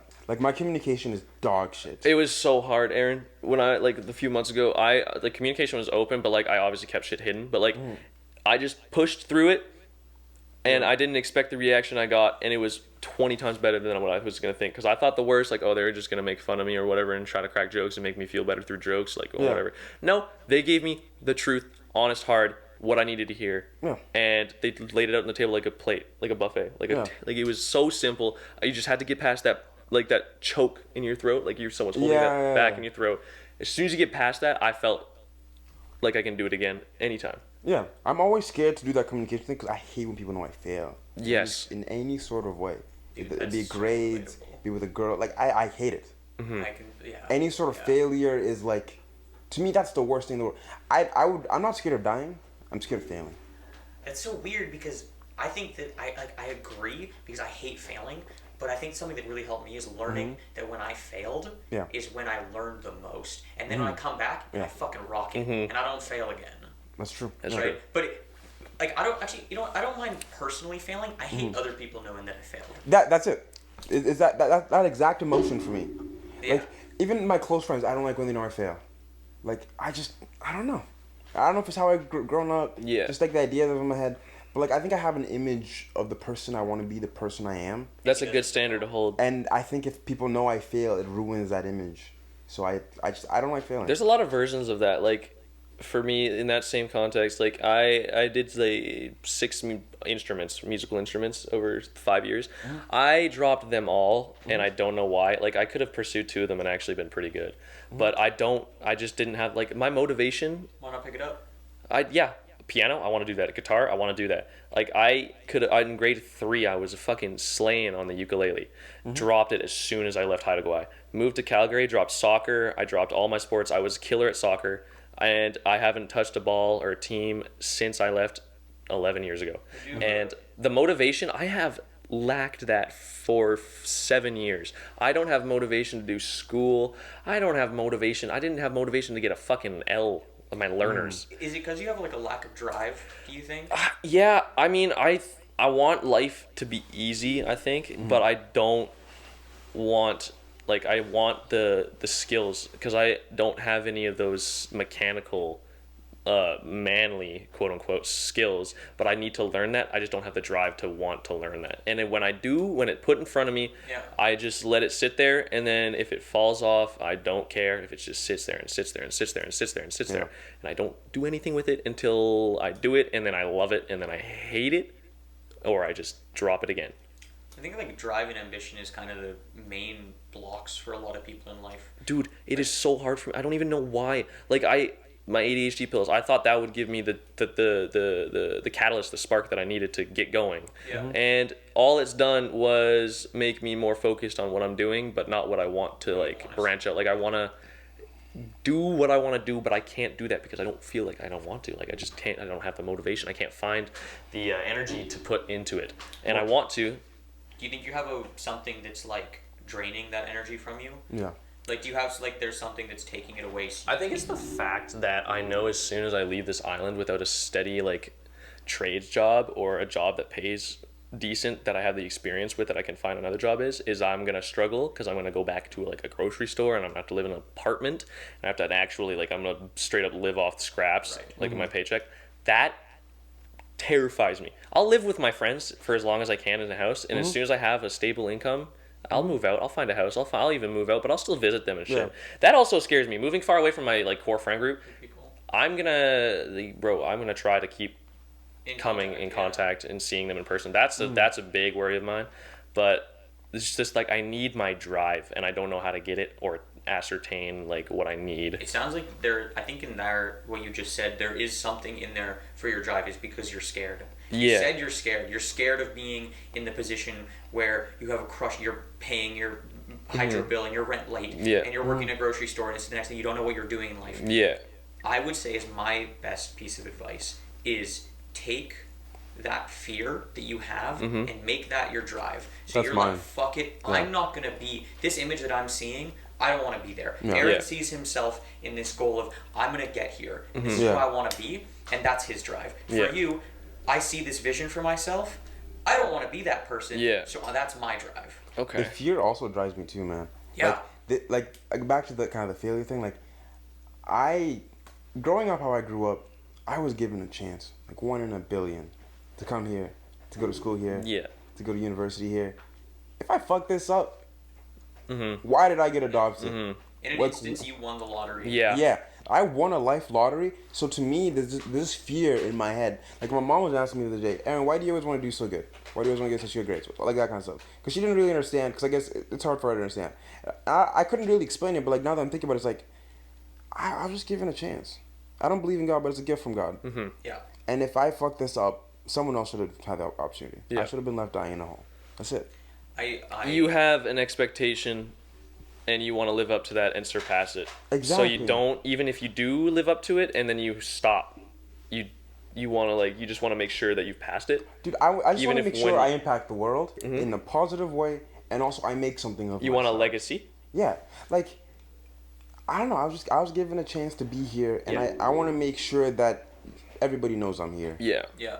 Like, in a positive way too. Like, I want to change the world in a good way, like to contribute Make to an society. impact. Do Yeah. something. Do something to move us Exactly. forward as a group of people. Like, Yeah. Like, that's my goal. Like, I don't know if I want to become a politician because that seems like, No, but do like, it in a different way. yeah, like do it in a different I way. want to do something constructive for the planet, but I also do have monetary goals as well. Well, I think the thing is that you start with monetary and then you move forward into global, because you can't.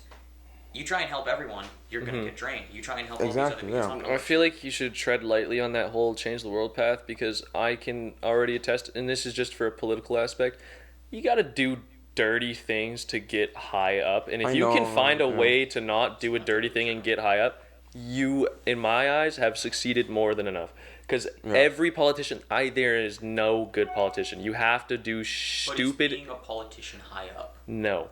I think wouldn't want to be a politician. that's as an example, because Yeah. I feel like you do actually need to do some shady shit to get up where you need to be to do an impact and make an impact. Yeah. Like I guess a better example, Elon Musk. He's big. He's doing electrical things, whatever. He's fixing the environment in a Wants sense. to change the world. But cobalt mines, Yeah, slave labor. it's true. On the topic of that, though, can you say that's like his? I If he wouldn't- acknowledges it, then yes. If he knows about it and hasn't done anything, yes. If he doesn't know, but it's his only option, there's got to be a better alternative than using slave labor for that. Yeah, but like he's not the one at that end of the product. Yeah, but if he's not he can make his own. I guess he can find a solution. He You're right, definitely- you're right. he He has can- the money and the revenue. To He Yeah. has the resources, he could find a solution, but to be fair, it's also like there's so much extra. Like for him, he had a dream. He Yeah. started at a goal and he's worked for it and he fucking succeeded. Yeah. Like Yeah. he got there. He did it. Yeah. And he's still doing it. But like if you go to the chain of the mining, right? Yeah. He buys that product. He doesn't own the mines. Exactly. He doesn't own those resources. He doesn't make lithium batteries. Mm-hmm. Right? But then, even if he fixes that problem, Yeah. there's going to be another product or another thing that some other shitty dude is operating. That's that the he feeds problem then I there. think in this world, is that there's no way to get around it smoothly. There's always you got to go to someone shitty, or you have to do something You shitty. can't be perfect because think about it. When you're walking, this is an example. When you're Yeah. walking down the field at high school, you're gonna step on one bug, guaranteed. Yeah. You don't mean to. Yep. You're not going out your way. It's gonna happen. I'm not saying these people are bugs, by the way. Yes. No, I'm- I get the I'm analogy. just saying, like, it just happens because of the way this world is built. You can't Yeah. be aware of everything, which means someone somewhere is getting fucked, Yeah. and you don't even mean to do that. The Also, impact. Nico, quick pause. This generation. I think that's true. I think it's always going to be true because you can't know everything because No. there's always going to be someone, as I said before, like it's going to get It's hurt gonna, or something. It's gonna be a bug you accidentally stepped on. Yeah. Aaron, I want to ask you a question. So you mentioned you have this goal for yourself. You Yeah. have this dream for yourself, right? What is it? Like, what are you envisioning when you think about yourself in the future? Man, I want to be retired first of all, like by 40. That makes sense. I agree. like monetarily, I want to have millions in the bank. Not Yeah. literally in the bank, but I want my money working for me. Yep. I like to have houses. I don't know. Here's my goal. Everybody that I know, I can take care of them if they need it. Yeah. My family, I got them. My friends, I got them. Even my acquaintances, I got them. Doesn't mean I will help them. It means I have the capability. to. Careful with that You though. can Yeah, help them. because I'm not going to be giving out handouts. No. But I want to be in a position where if someone needs my help, I got them. And then people in Tanzania, if they need to go to school, I can do that. Yeah. Like my mom has been doing that for a lot of kids there as well, and I want to be able to carry that shit on. I don't know.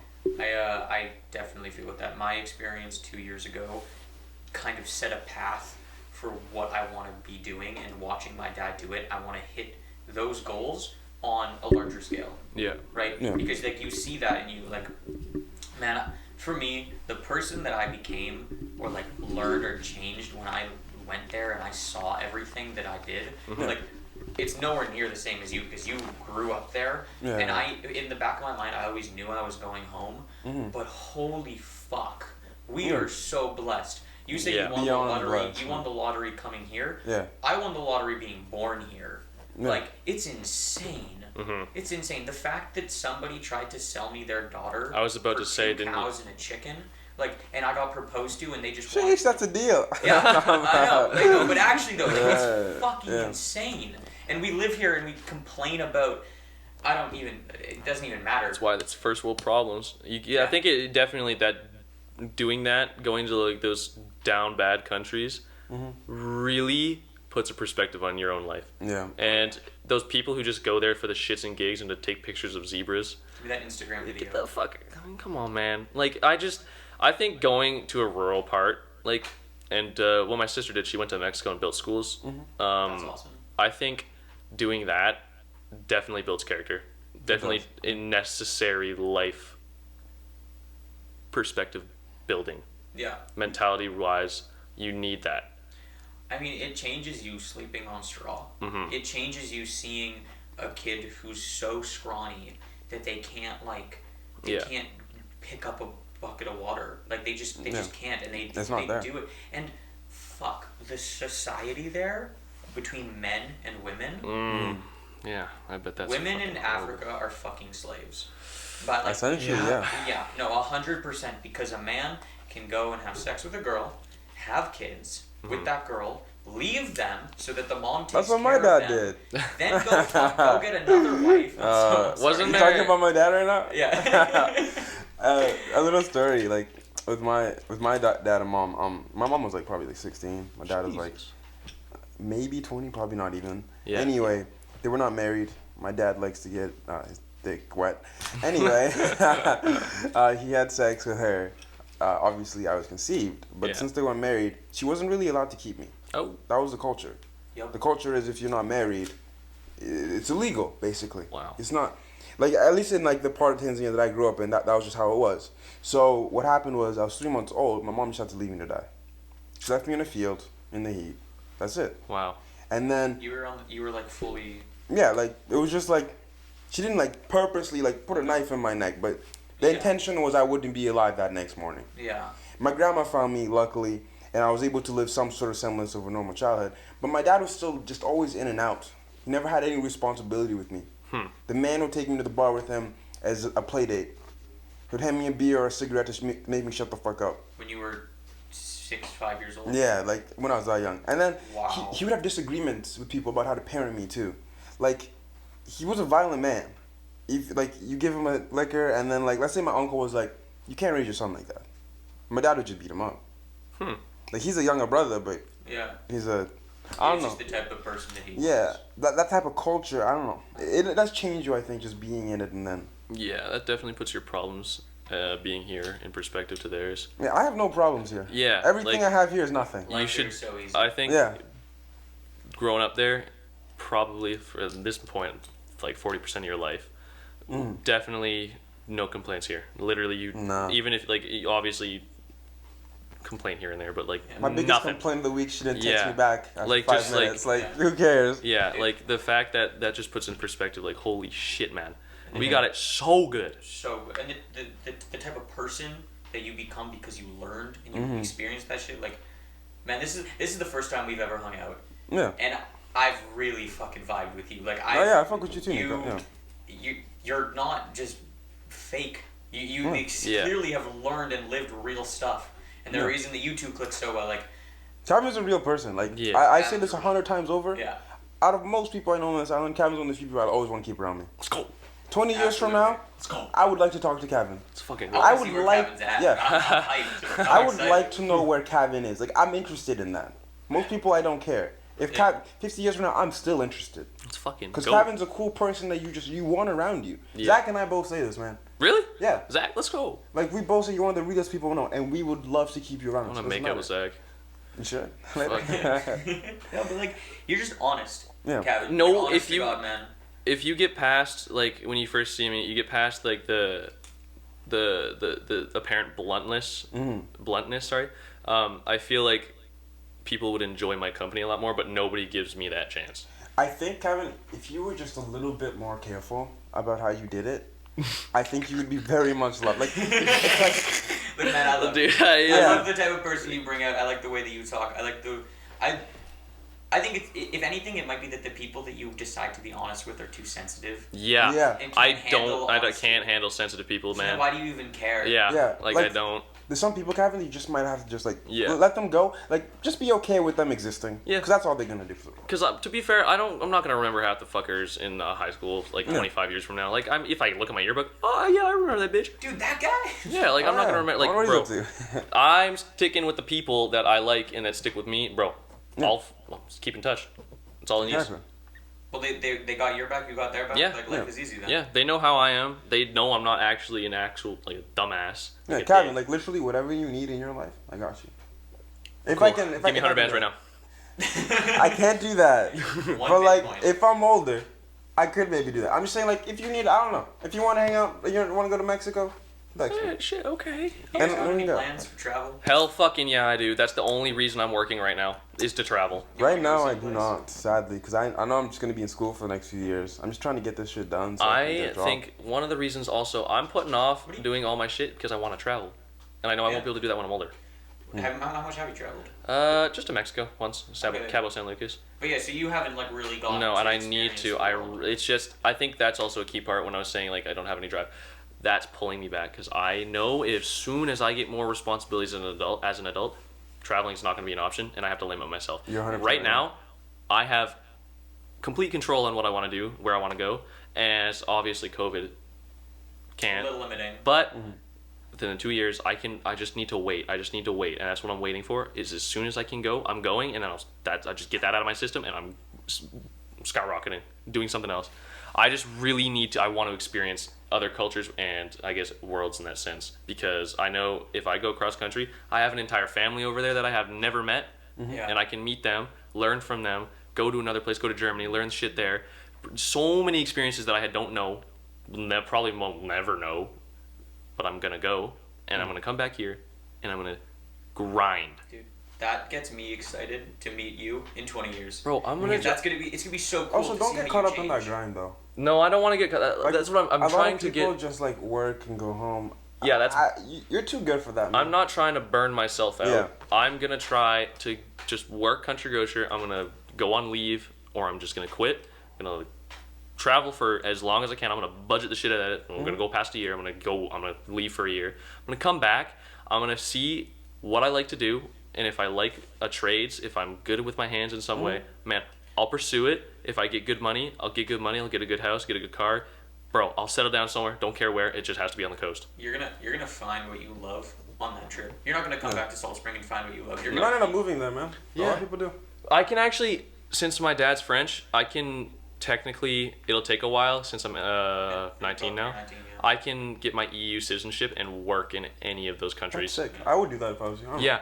Also- If I wanted to, I could dead ass make more money than any of the teachers here just teaching English to like German kids. That's a legitimate. You got a high school degree, you can go teach. Yeah, I could actually do pretty much anything in that country. Fuck, what was I gonna say?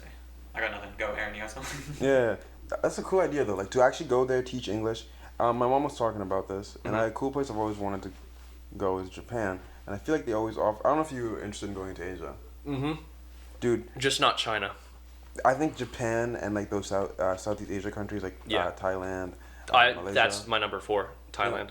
I want the food there all so of bad. those places. I think you could, if you want to, you could probably go there and teach English, and they'll give you a visa. Yeah. Or you could do it in the EU. Like I don't know. Like you have a lot of opportunities available, as all of us do at this age. Like we have so much potential, and a lot of it does die. Like dude, we see people that are 40 that come to the store that are dead. Yeah.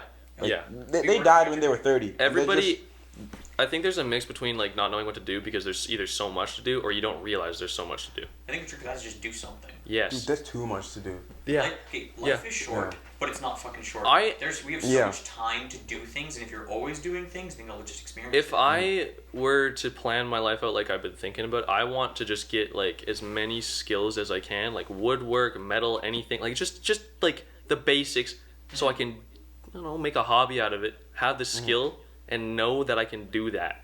because I think not having a father figure in my life, pretty much, I've gotten a lot of the womanly side. Like, I know how to do like female shit. Like, I can relate to them in a sense, but not having a dad, I have none of that. I had to learn how to shave my scruff on my chin on my own.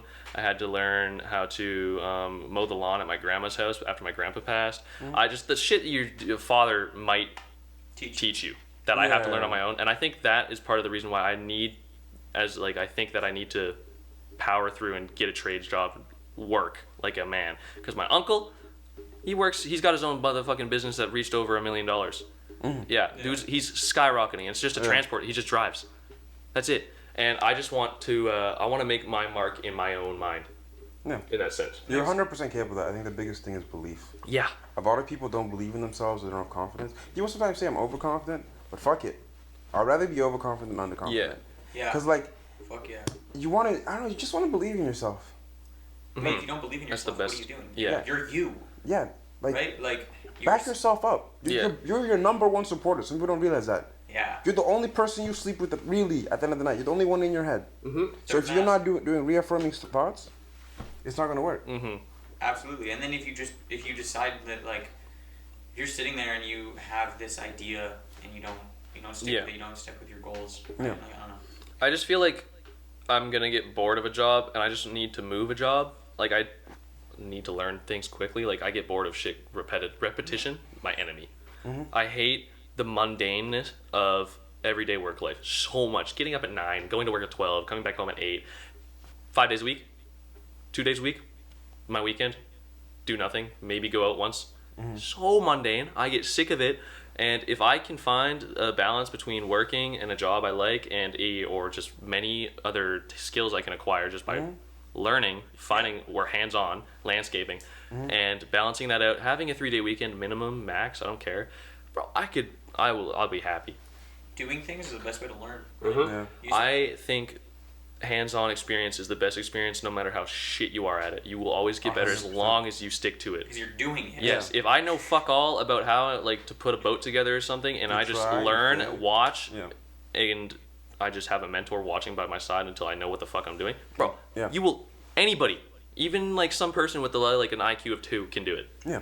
You just need to stick to it, work on it, be determined. Some people are not willing to practice, and that's a huge thing. Yeah. Practice is everything. Also, there's those rare Nobody's people good. who think they're good at anything inherently. Nobody's good at walking when they first try it. And that goes with anything. Like, walking is just the example, but like, nobody's good at anything when they first do it. No. You might get lucky and do good the first time, but you probably won't do it good the next 10 times. So you just got to keep practicing anything in life. You want to get good at it. Yeah. Beginner's luck is a real thing. Absolutely, because life wants you to want to find something you like, and you like to do things you're good at. Yeah. You could be the master at something that you don't even know. Yeah, because you haven't tried. Yeah. Well, that's the thing is, like, I mean, Aaron, your fear of failure, it could possibly, it could be one of the biggest roadblocks. It was mine for music. I didn't pick up an instrument until I was 16 because I was scared I would suck at it. Yeah. And so I just never did it. And then I was like, wow, I should have tried this when I was 8. Yeah. Right? And just the fear of failure just blocked me out. Yeah, it's like a mental block. Yeah. Because you don't want the idea that maybe you couldn't do that. But I truly do think we're all capable of anything. Yeah. I agree. So some people might take more time than others, some people less time. But like, we're all truly capable of the same things. We just have to be willing to put in the work. Hard work is the most important key to success in life. Yeah. What's the saying? Hard work beats talent when talent refuses to hard work or something? Yeah. Or work hard? Yeah. Hard work. I think it's hard work beats talent, but talent can't beat hard work. I don't know. No, that's not right. But Maybe the other way around. We all have that idea. We got the idea. You know, Yeah. it's fun. Like, talent is great, but if you don't cultivate it with hard work, It's nothing. then it's not going to get you anywhere. Yeah. Talent can make you like something because everybody likes to be good at things. Exactly. Yeah. Right? So you do something you're good at and you're like, fuck yeah, okay, I'm going to do this again. Yeah. Right? And then it becomes repetition and then you become good at it. Yeah. And then, but I definitely think that every human being has the ability to do whatever the hell they want. Yeah. They just have to work for it. Yeah. And it's the people who are lazy and sit around and do nothing that don't succeed. Like, I don't actually think it's that hard to succeed in life. I think that you just have to actually, it's hard as You need have to to find actually the do path. something. You have to and then- want to yeah. succeed. Yes, and you have to work for it. Yeah. But if you work, I think if you work hard, you're going to succeed. I don't know any person who has like people who sit around and hope that the world will give them something. They might get lucky, but every person who is like really put their head down and been like, cool, this is my step. This is what I'm gonna do. Yeah. I'm gonna go and do like. They fucking made it. Like Aaron, you're a good example again. Like your family's well off. Like you don't need to try, but you're still trying, and you're still pushing hard to make your own way. Like most people, I feel like if they were just born in this country like that, in this family, they would not need they wouldn't have the motivation or find the drive to do that. They just know that they'd find a job, whatever. Parents pass away, get that inheritance, easy money. Yeah. You got that, and you want more, and that's good. Yeah, I'll always want more. Like I'm never satisfied. I'm the hungriest person I know. Like that. Like I want. Like it's not greed. It's just like I want to be something. Well, you're not there to steal it from other people. You're not. Greedy. I want to make my own. You're gonna make it yourself. If you're there to steal it from somebody else, you just wait till your parents pass away. Like there's like. It's also making it on your own feels so much better. I know, it's such a good sense of accomplishment. Yeah. Completing a project, succeeding, that shit feels great. Yeah. Having somebody give stuff to you, it's nice. Like it feels good. It means they love you. But like, it's not the same as when you get it on your own. When you do that shit by yourself, you're like, it feels good. Yeah. It tastes good. I feel like, especially even if you're mentally drained after a project, I swear to God, in the next morning you'll feel like, I did that. Yeah. Like the last night you're like, oh, thank God it's over. Like now I can sleep, and then you wake up the next morning like, shit, I did that, and it's good. And it's done. It's over with, and don't now have I can to do move it on again. to the next project. Exactly. Even when I do like, let's say a programming assignment for school, I get so hyped when I finish it because like, I did it. What'd you go to school for? I'm going to school for computer engineering. Computer engineering, really? Yeah. Nice. Is that the same Quinn's doing, right? Yeah, I'm going to Queens. It's a it's a not a multi-degree. It's like an innovation stream we have at Queens. Yeah. Where it has like a minor focus in business. So we also take like business classes and commerce, as well as like our engineering classes. And it's more focused on the programming side of things, like computer engineering, less with the electrical. But I will still take electrical because I think I want to move into something with AI. But my main idea of doing this whole thing is I want to be the boss. Like I don't actually want to be an engineer. No, you want to be the boss of it. Yeah. Yeah. I want to be the engineer's boss, but I also want to understand what they're doing. Well, yeah, because how are you going to be a good boss if you don't know what's going on? Yeah. I already think I'm pretty good with people. My management skills could use work, which is what I'm going to work on in the next few years. But I want to move into a position where it's my job to manage people, not really do the engineering. I don't want to build the things, but I want to tell you how to build it. Or not tell you how to build it. I want to tell you how this works. You want to be a verbal manual? Maybe. I don't exactly know what it is. There's a job there for you somewhere. Yeah. There's definitely a job there for you somewhere, and the thing is you might have to make it yourself. You might have to make that job yourself. But I fucking hate working for other people. I hate it. Being the boss is the best thing in the world. It's stressful. Because there's a lot of extra bullshit, but then also, man, when your friends say, hey, you guys want to go to Tofino? And I can just say, yeah. Everybody, time's off, let's go. Like, literally, 1 week's notice. Literally. Doesn't matter, I can go. Yeah. Because I get to do whatever the hell I want. And I like that freedom. That's really cool. One of the reasons I want to do my degree I'm pretty independent. to work anywhere. Yeah. That's the other thing. It's a programming degree, so it's anywhere you want. Anywhere you can have a computer. Realistically, I could do my job anywhere. Man's about to go to Greenland. Yeah. I'm going to be sitting in Bali with my chair. Bro. That was my thought about COVID, actually. When I heard that school was online and I chose to take a gap year, but then there was a chance that it would happen, like it was going to happen again the year after. Yeah. I planned on bringing my laptop to Hawaii or Bali and just fucking living there and doing my class. Like, as long as the time zone isn't, like, super off, you can do it anywhere. Exactly, man. Right? Also, in that like 3 months we had off school, did you guys do any schoolwork? Fuck no. Because I did not get much done in that. Man, I did absolutely fucking During, nothing. like, spring break to summer vacation. Yeah. Yeah, for grade 12. Oh, I crushed it. What? I crushed I did it. Really? fuck all, man. I crushed calculus. Yeah. The rest of my classes.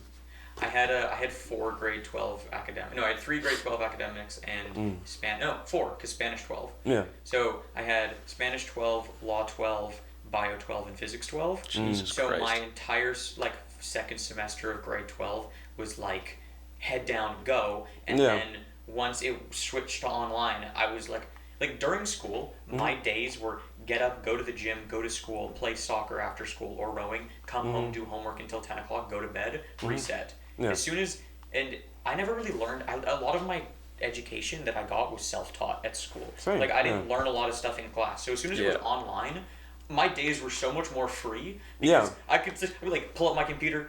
My 6-hour day of school now took 2 hours. Yeah. Jeez. And like I don't know, it was just way better. And my grades were so much better online. It was fucking easy, man. Yeah, I do Self-time agree that management. online was like, it felt a little bit easier because I don't know, I feel like I never paid attention to lectures anyway. No. Like, I'm the type of guy who, like, in the lecture, I would either go walk around the halls, go, like, play with my pencil, go on my phone. Just literally all the time. Yeah, like, I'll be drawing something on the whiteboard. Yeah. Like, I don't know, or I just crack jokes. Like, I wasn't doing anything productive Yeah. while I was in that classroom. So when you, I think, remove that classroom element, I was able to do a lot better. Like, I got a really good grasp of calculus because, like, it felt like the only class I was taking. Yeah. Like, I don't know what my other classes were that second semester grade 12, but it felt like I was done high school already. Yeah, you I had that one class. Yeah, like I already did all of my academics I needed for university and I got accepted before I think we went online, right around the time we went online. I wasn't accepted yet. I didn't get on for the first, because my first semester grade 12 was so different from my second semester grade 12. First semester I had like English 12 and math 12. And I was just fucking around the whole time. I didn't care. I was partying and it was just like whatever. Yeah. And then it shifted because I was like, oh, okay. Well, I don't know what I'm doing with my life. Yeah. And school seems like an option. And So might as well, yeah. I always lived under the opinion that you should keep as many bases open as possible. Exactly. That's why I always tried to do good in school. It was Yeah. just keeping another door open for me. Exactly. Even if I never enjoyed it sometimes. It's just a door open that I could walk into at any time. It's the door I chose. Yeah. So clearly it was a good idea at the time to do so. I think I was just lucky that I ended up doing a lot of my academics either first semester of grade 12 or my 2 semesters of grade 11. Yeah. Because I did like physics 12, chemistry. I did that too, yeah. Yeah. Like it was, Taking grade 12s and grade 11 is smart. yeah, it freed up my grade 12 just for more fun. Like other than like calculus and chem, I wasn't really like stressed out or anything. I always had like 2 gym classes going on. I had gym online. Yeah, that was my other class. Bruh. Like How's that even gonna work? I didn't understand that. I'm so glad I took my last gym class in the Tony first would semester. like FaceTime us or Zoom us and ask us what we did. Yeah. Yeah. What? 100%. What'd Yeah. you do? Yeah, I went for a walk. Oh, Yeah. yeah, you got it. I was honestly honest. when I Tony's didn't do actually been anything. living the fucking life after this, man. He's got it free easy, man. He had the whole second half of that semester just chill at home, call a student once a day or once a week. True. What'd you do? Yeah. All right, bet He's 100. getting paid the same amount of money. Yeah, and same with this year too. He does the same I shit. don't think he likes this year though. Really? I don't think he likes having kids for 3 hours. I think he gets tired. Dude, I would have loved to play badminton for 3 hours. Yeah. That, I honestly, if any sport would have become like a fucking like a profession, I would have been badminton. Imagine having taken fitness and strength for these Oh. quarter semesters. You go in there and Miss Allen's yelling at you for 3 Shit, hours. I would lose my mind. I'd probably cut my ears off. Oh yeah, Nico, you lift too, by the way, right? I've seen you at the gym at least Yeah. once or twice. Yeah. I have a gym here now. Oh, sick. I got all this stuff. Well, like, not all of it, but I got enough. Like, I have bench press and a bar. and Okay, things. okay. That's dope, man. Yeah. What are your goals like when it comes to like lifting? Like, do you do? I know you do some kind of calisthenics as well, right? Kinesthetics is my main thing, yeah. But, Okay, yeah. I don't know. I can bench press my body weight, do 6 reps of 3. Or Okay, 6 sets yeah. of 3. That's enough. That's the thing that gave me all my drive in life has been working out. I've been doing it 6 days a week for That's dope, 4 or man. 5 years now. Yeah, that's one of my biggest drivers. Is in like, I just want to become the strongest, the best version of me, Yeah. mentally and physically. Yeah. And the physical part is the most fun for me. Because you Like, feel when- so good. Yeah, dude. When I go to the gym, that's probably the happiest time of the day. Like after we do the podcast today, I go to the gym. Are you going to the gym? Yeah. I'll go for a run. Yes, sir. Like Yeah, you gotta get the bro. physical activity in. Let's do fun. Like Fuck yeah, late I'm at going night, home. I go to the gym. You do not North End, but the other one. Yeah, I 24 moved to hour. wellness because my work schedule is just like it's usually late. Yeah. If I'm done at 8:30, I'm not gonna make the other one. Yeah, they No, shafted they him. close at 7. Yeah. You get the 24-hour. Yeah, so I don't know. It's just like one of the most fun things to me in life is like working out. Also playing basketball. I really like doing Yeah. that. Like I don't know. I feel like physical activity. If I was to move into another sphere that wasn't what I'm in right now, it would be some sort of like I don't know, being a personal trainer, some sort of thing like that. I'm 80% done my personal fitness training license. Wow. Hey, congrats, yeah, dude. man. I'm like, because I agreed. I was like, I'm going to school. Well, I don't want to work at Starbucks. I don't Yeah. want to work in a grocery store. No offense. Oh, that's Right? fair. Yeah. I No, was like, yeah, fuck fair. that. So I'm gonna, while I'm studying at school, I'm getting my license for that, and then I can just train all of the rich white people. that- Dude, you make me want to do that because It's I Are feel you like I sure would be the good at rich that. white people will hire you? yeah, yeah, absolutely. Even the old ones? Even the old Oh, racist yeah. ones? Oh yeah, absolutely. Really? Yeah, 'cause- Dude, I already basically trained so many girls in our school. Okay, Or fair they used to go to enough. our school. Like, I just helped them with so many like workout plans. And guys, too. Like, Zach's workout, made that. Sean's workout, I made that. Gavin's workout, I made that. All of their workouts, I made them All right. things. Are you sure Alice didn't make Gavin's workout? She's been pretty on to that, apparently. Yeah, I'm 100% sure. Unless he switched workouts, which he could have. Yeah. But like their initial workouts, like I made those. Like I spent hours of my day. I Okay. gotta switch my gym. I want that 24-hour. That sounds fucking nice. You don't It's have to wear nice. masks in it either. What? What the You're fuck not- am I wait, doing? wait. You have to cut that out. Technically, you're supposed to wear masks. You're supposed to wear masks in there, We Nico. didn't use the name of the thing yet. Yeah, It's yeah, fine. yeah, They don't yeah, even yeah. know what we're talking We're about. talking about thrifty foods. Exactly. You can work there. Oh shit. No massive Competition in the thrifty. ground. Yes, sir. Take thrifties out of the market. Also, the Windsor. Windsor is not a gym burned anymore. down. It's No, not a gym anymore. Yeah. It's not like horrible. it's competition. They burned. Oh. There's no, do they have any? They don't have any. If There's no Sledge competition. was still a thing, they would have had. You Yeah. know what? I'm not gonna lie. So when I heard that they burnt down, I thought it was Slug Lumber that burnt down at first, because I thought they were just trying to collect like an fire insurance thing. Yeah. They burned their old building down. That's funny. But no, yeah. And then I found out it was Windsor, and I was like, you know, they're all back at work today. Oh yeah, no, Really? I asked Rowan. His mom works as I can't remember what her specifics are, but all she literally was working from home the entire time, and all she needed was a printer, and there we go. That's her reason she can just stay home now. Really? Yeah, Oh, dude, more work from home. yeah, Even when they That shit burn. works. That shit It really works, does work. yeah. Yeah, I guess anyone with an office job can go home. Anyone with a Pretty physical much, but- job, they're probably already working in like Yeah. the yard or something. Yo, I had this brilliant idea. So, you know in cities when they have the massive fucking buildings that are just office complexes? Yeah, Okay, yeah. all of that work now, we know for a fact can be done from home with a computer. Yeah. Somebody needs to buy up those fucking buildings and turn it into housing. Oh, that'd be so You sick. make millions of dollars because all of that place, we don't fucking need Hey it. Sean, Those businesses, if you get this far into the podcast, do that. Sean? Sean, yeah, He's got his Fortnite money. man, he could buy a skyrise. I don't think Sean's close yet. He'll get there though. Is he still grinding with the gaming? Sean, he's playing Valorant right now. He grinds like, I think he's looking at investments in crypto. I don't know if he's doing any stock trading, but like, yeah, he just grinds in general. Sean's one of those guys. That's like he's driven. Yeah. He's about his money. He's so- actually always been kind of like good at games. Like I've seen us from Oh, like dude, grade 7. Sean's He's always always been been banging. nasty at Yeah, games. I remember when Rainbow Six was still kind of banging. He was a dog at that. He showed me clips in like grade 8, and he was He like, used to carry me, bro. "Yeah, bro, he is cracked. He's always been cracked." Yeah.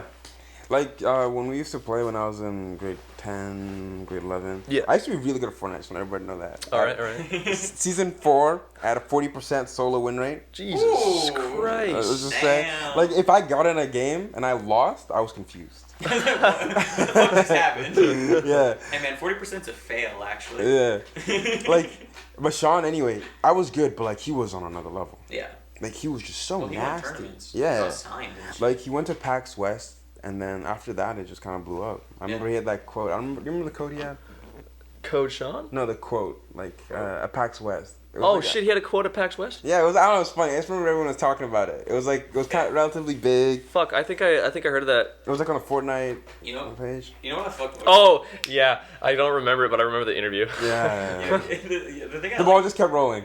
Yes, the ball skipped rolling. Yeah. the thing I Random like, RNG. The thing I like most about Sean is that he like we had calf class together. It was like grade 12, and all of the grade 9s and grade 10s that are like these Yeah. little gamer boys. They'd come into the school and they'd be like, "Oh my god, are you Ghost Sean?" Like, that's not me. Yeah. You got the wrong guy. And like he was so low key about it, and like he Yeah. just didn't want to flex. He didn't want to show Yeah. off. And he's made it in a sense. He's Yeah. probably made more money than most parents we know. Oh, 100%. Yeah. Right? Like, and he at 18. Like, He yeah, made fucking, a yearly wage in one tournament.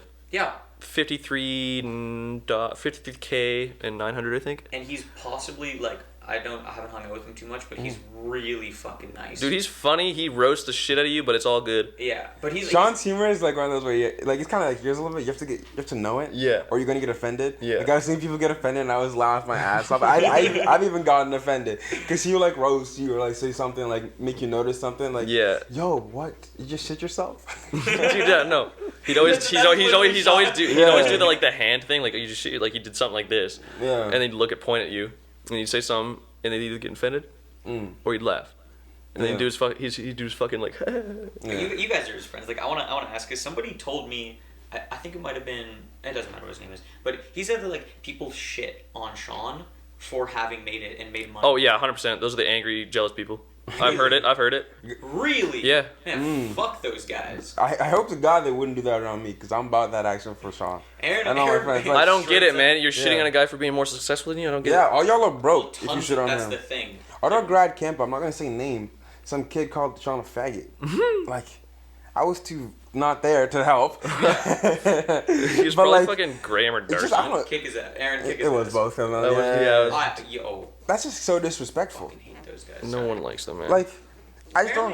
I think they Darcy's did. over now, actually. Graham? I think they did apologize, Graham by is- the way. So I don't want to like. Because beat he's on got a them for DUI. that. But like, I don't know. Just don't do that. We're too old for that. No. Like, you don't need to. Well, that's Call my the boy thing. out. Yeah, we're too fucking old. We're graduating. We're all Yeah. supposed to be together. Why you? That's what I wasting don't time? fucking get. How like I am still getting apparently from the person we were talking about earlier is still enthralled in high school drama, and I'm still involved in it because she brings me up in it. She's not worth your time, man. No. She's not even worth my time. No. Sure, And no one's. Don't fucking. Don't. I don't. I really She listens don't. to this, by the way. Yeah, good. Fuck you. Keep that in. Keep that in. I'll see that. I'm cutting the name though. Cut the name. But keep that in. Absolutely cutting the name. I just actually, it appalls me about like, what are you gonna do when you're 21? Are you still gonna talk to some 16-year-old? Oh my God, Becky did this, Becky did that. Like, shut the fuck up. You're 21 years So old. you're saying she's still involved Yeah, heavily. in high school? Yeah. Like the new stuff that's going on. Mm-hmm. I don't even know Why? who's in high school anymore. I don't man. either. I really don't. Like, I couldn't tell you Past more this than- current grade 12 year, I don't know. Fuck. None of them are in high school though. They all, Yeah, they all the smart graduated, ones basically. graduated a semester early. No, like I for real like I know this. Braden. Yes, Braden Goujon. That's Yeah. the only person. 'Cause he goes Anybody country past this grade 12 year, I have Yeah. no fucking clue. Same. And I guess Ruben, but that doesn't count.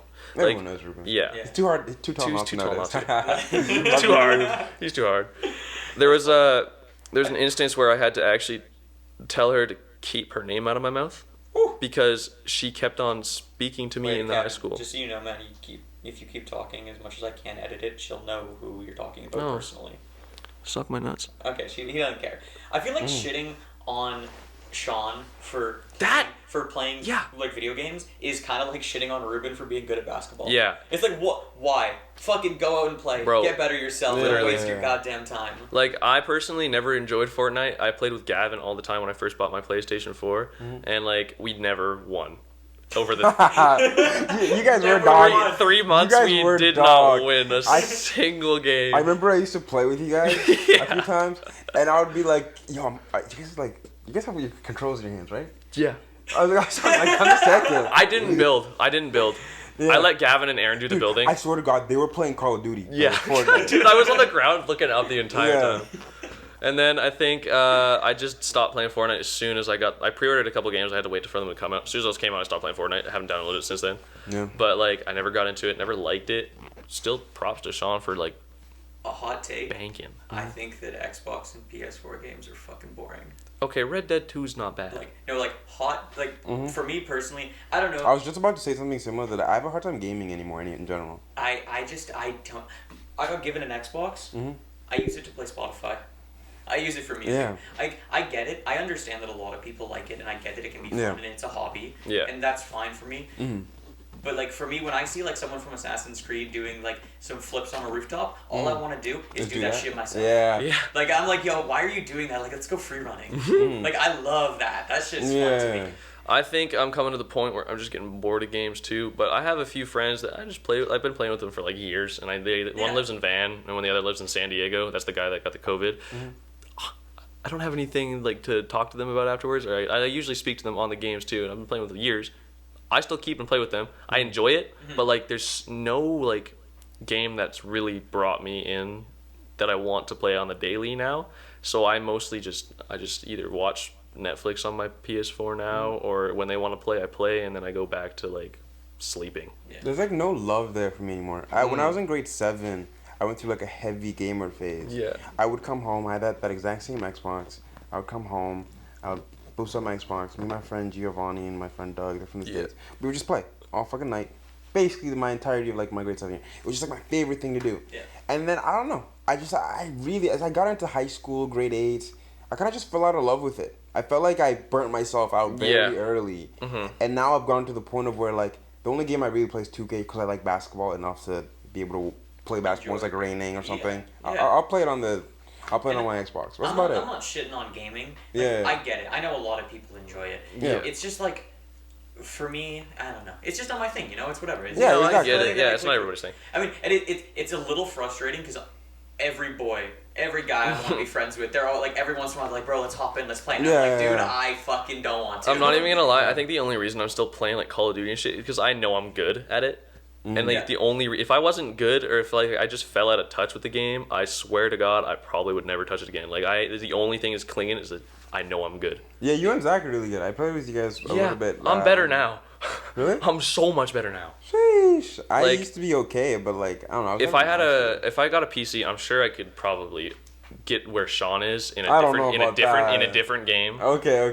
If it like just started up, everybody's new to it, and then I started rising to the top, I'm sure I could. But I just stick to the consoles because I don't want to spend $4,000 on a fucking piece of plastic. I mean, computers you can use them for more than that. Yes, that's the that's main the important good part. I can't You want to believe get it's into the same editing? price. I know. I can't believe it's the same price. You want to get a PS4, or Yeah. you want to get you want to actually like get your own fucking console, Mm-hmm. like Xbox versus computer, same price. Computer, Mm-hmm. you could mine cryptocurrency with that Yeah. if you want to. Yeah. Like, Though, like the entry level Xboxes, I think are a fair bit cheaper than a good like performance to price comparatively. A console is significantly better. Yeah. Like, I have the new Xbox. I got it for Christmas because my sister works for Call of Duty. Yeah. Anyway, the performance of that machine is probably better than a computer that's close to $2,000 Canadian, and that thing is under $1,000 easily. Like the technology's just gotten so good because it's like an Apple computer. When something is so centralized and is meant to be good at this thing, it's gonna get really good at it because every component is made by the same person. Yeah. So everything it's optimized. That's the word I'm the looking for. Xbox is optimized to play Yeah. Call of Duty, to play Fortnite, to play these games. Whereas Yeah. the PC computers, like, Yeah. And their hardware is from different spots, so it's Yeah. just, it doesn't mesh as well together. There's different companies focusing on different aspects. Exactly. Like you're gonna have the motherboard's not gonna be made by the Yeah. same people as your. isn't gaming on a keyboard and mouse actually easier though? Than, Yeah, but it's kind of weird because the input lag. It's not that bad. It's not that good though. Yeah, there's an input lag when you if you plug in a okay. keyboard to that, it's gonna be input lag. Okay, so you like type things, it's not going to be. And Yeah. It's in Call of Duty where it's like instant who sees who Yeah, first. Yeah. exactly. That's- You're You're fucked. it's Doesn't it's matter. not enough like if you're just casually, but it's like if you're trying to and you notice it, it's that big a difference. Yeah, it would like tilt you throughout the game if Yeah. you like do it like that. Sean gave me like his old computer. I think he uses it for streaming, and I've been playing some games on it. I have like some fun, but I can never play for too long. Like I might crack a few games here and there, but it's Yeah. never like a constant like I don't know. It's just not the same as before. Is that same burnout? I get it. I think it's just we burnt each other out for those years. Like, I think you definitely need something like genuinely like new and refreshing to pull people back in. Yeah. Like I guess what Fortnite did. Yeah. Fortnite got everyone. Minecraft Yeah. for a while doing the same thing. Yeah. Yeah. I think people just need something actually like innovative and new. Yeah. Like I feel like if I were to stop playing, if the new Elder Scrolls 6 in like whatever 5 years, whenever the fuck they release that shit, it's been like 20,000 years since they've released it. I'd hop back on, Yeah, I'll probably buy that game. bro. I'd buy it. I'd play it. Like mean, I play GTA. Red Dead 2, and it's been Yeah. out for a couple years. I just love it Yeah, so they're much. making a new GTA, aren't they? I would buy a new GTA. I would buy a new Elder Scrolls. Any of the games that are like excellent, Yeah. I would buy them. Well, GTA 5 had its highest selling month ever, like 2 months ago. That's what I'm saying. That Everybody's game like, was fucking old. everybody's like, please, oh my god, GTA 6. You do realize if you keep rushing them and keep praying to God they push this out soon, GTA 5 is still a fucking massive hit. They don't need to rush, and if you rush them, it's gonna end up like Cyberpunk. No, but like Cyberpunk was the best game. Yeah, Yeah. so good. as soon as they're never gonna make a GTA 6 because that would lose their money. Exactly. That's what I'm Right saying. now, they could all just sit on their computers playing Agario, and they're making a stupid amount of money. You just keep making DLC for GTA 5, and you're rich. If they make made a GTA 6 and then single first player, competition. if they made single player for like Red Dead 2, like Undead Nightmare, man, I'd buy it. If it was a full price, I'd fucking buy it. I just, I don't think they should focus on multiplayer. I get it, gets a lot of money from the microtransaction Yeah. shit, but bro, I would kill for a single player DLC in Red Dead. Same, I would play that shit too. Like, oh my That's probably god. my favorite game I've ever played in Yeah. like last 4 or 5 Yeah, years. I gotta easily. agree.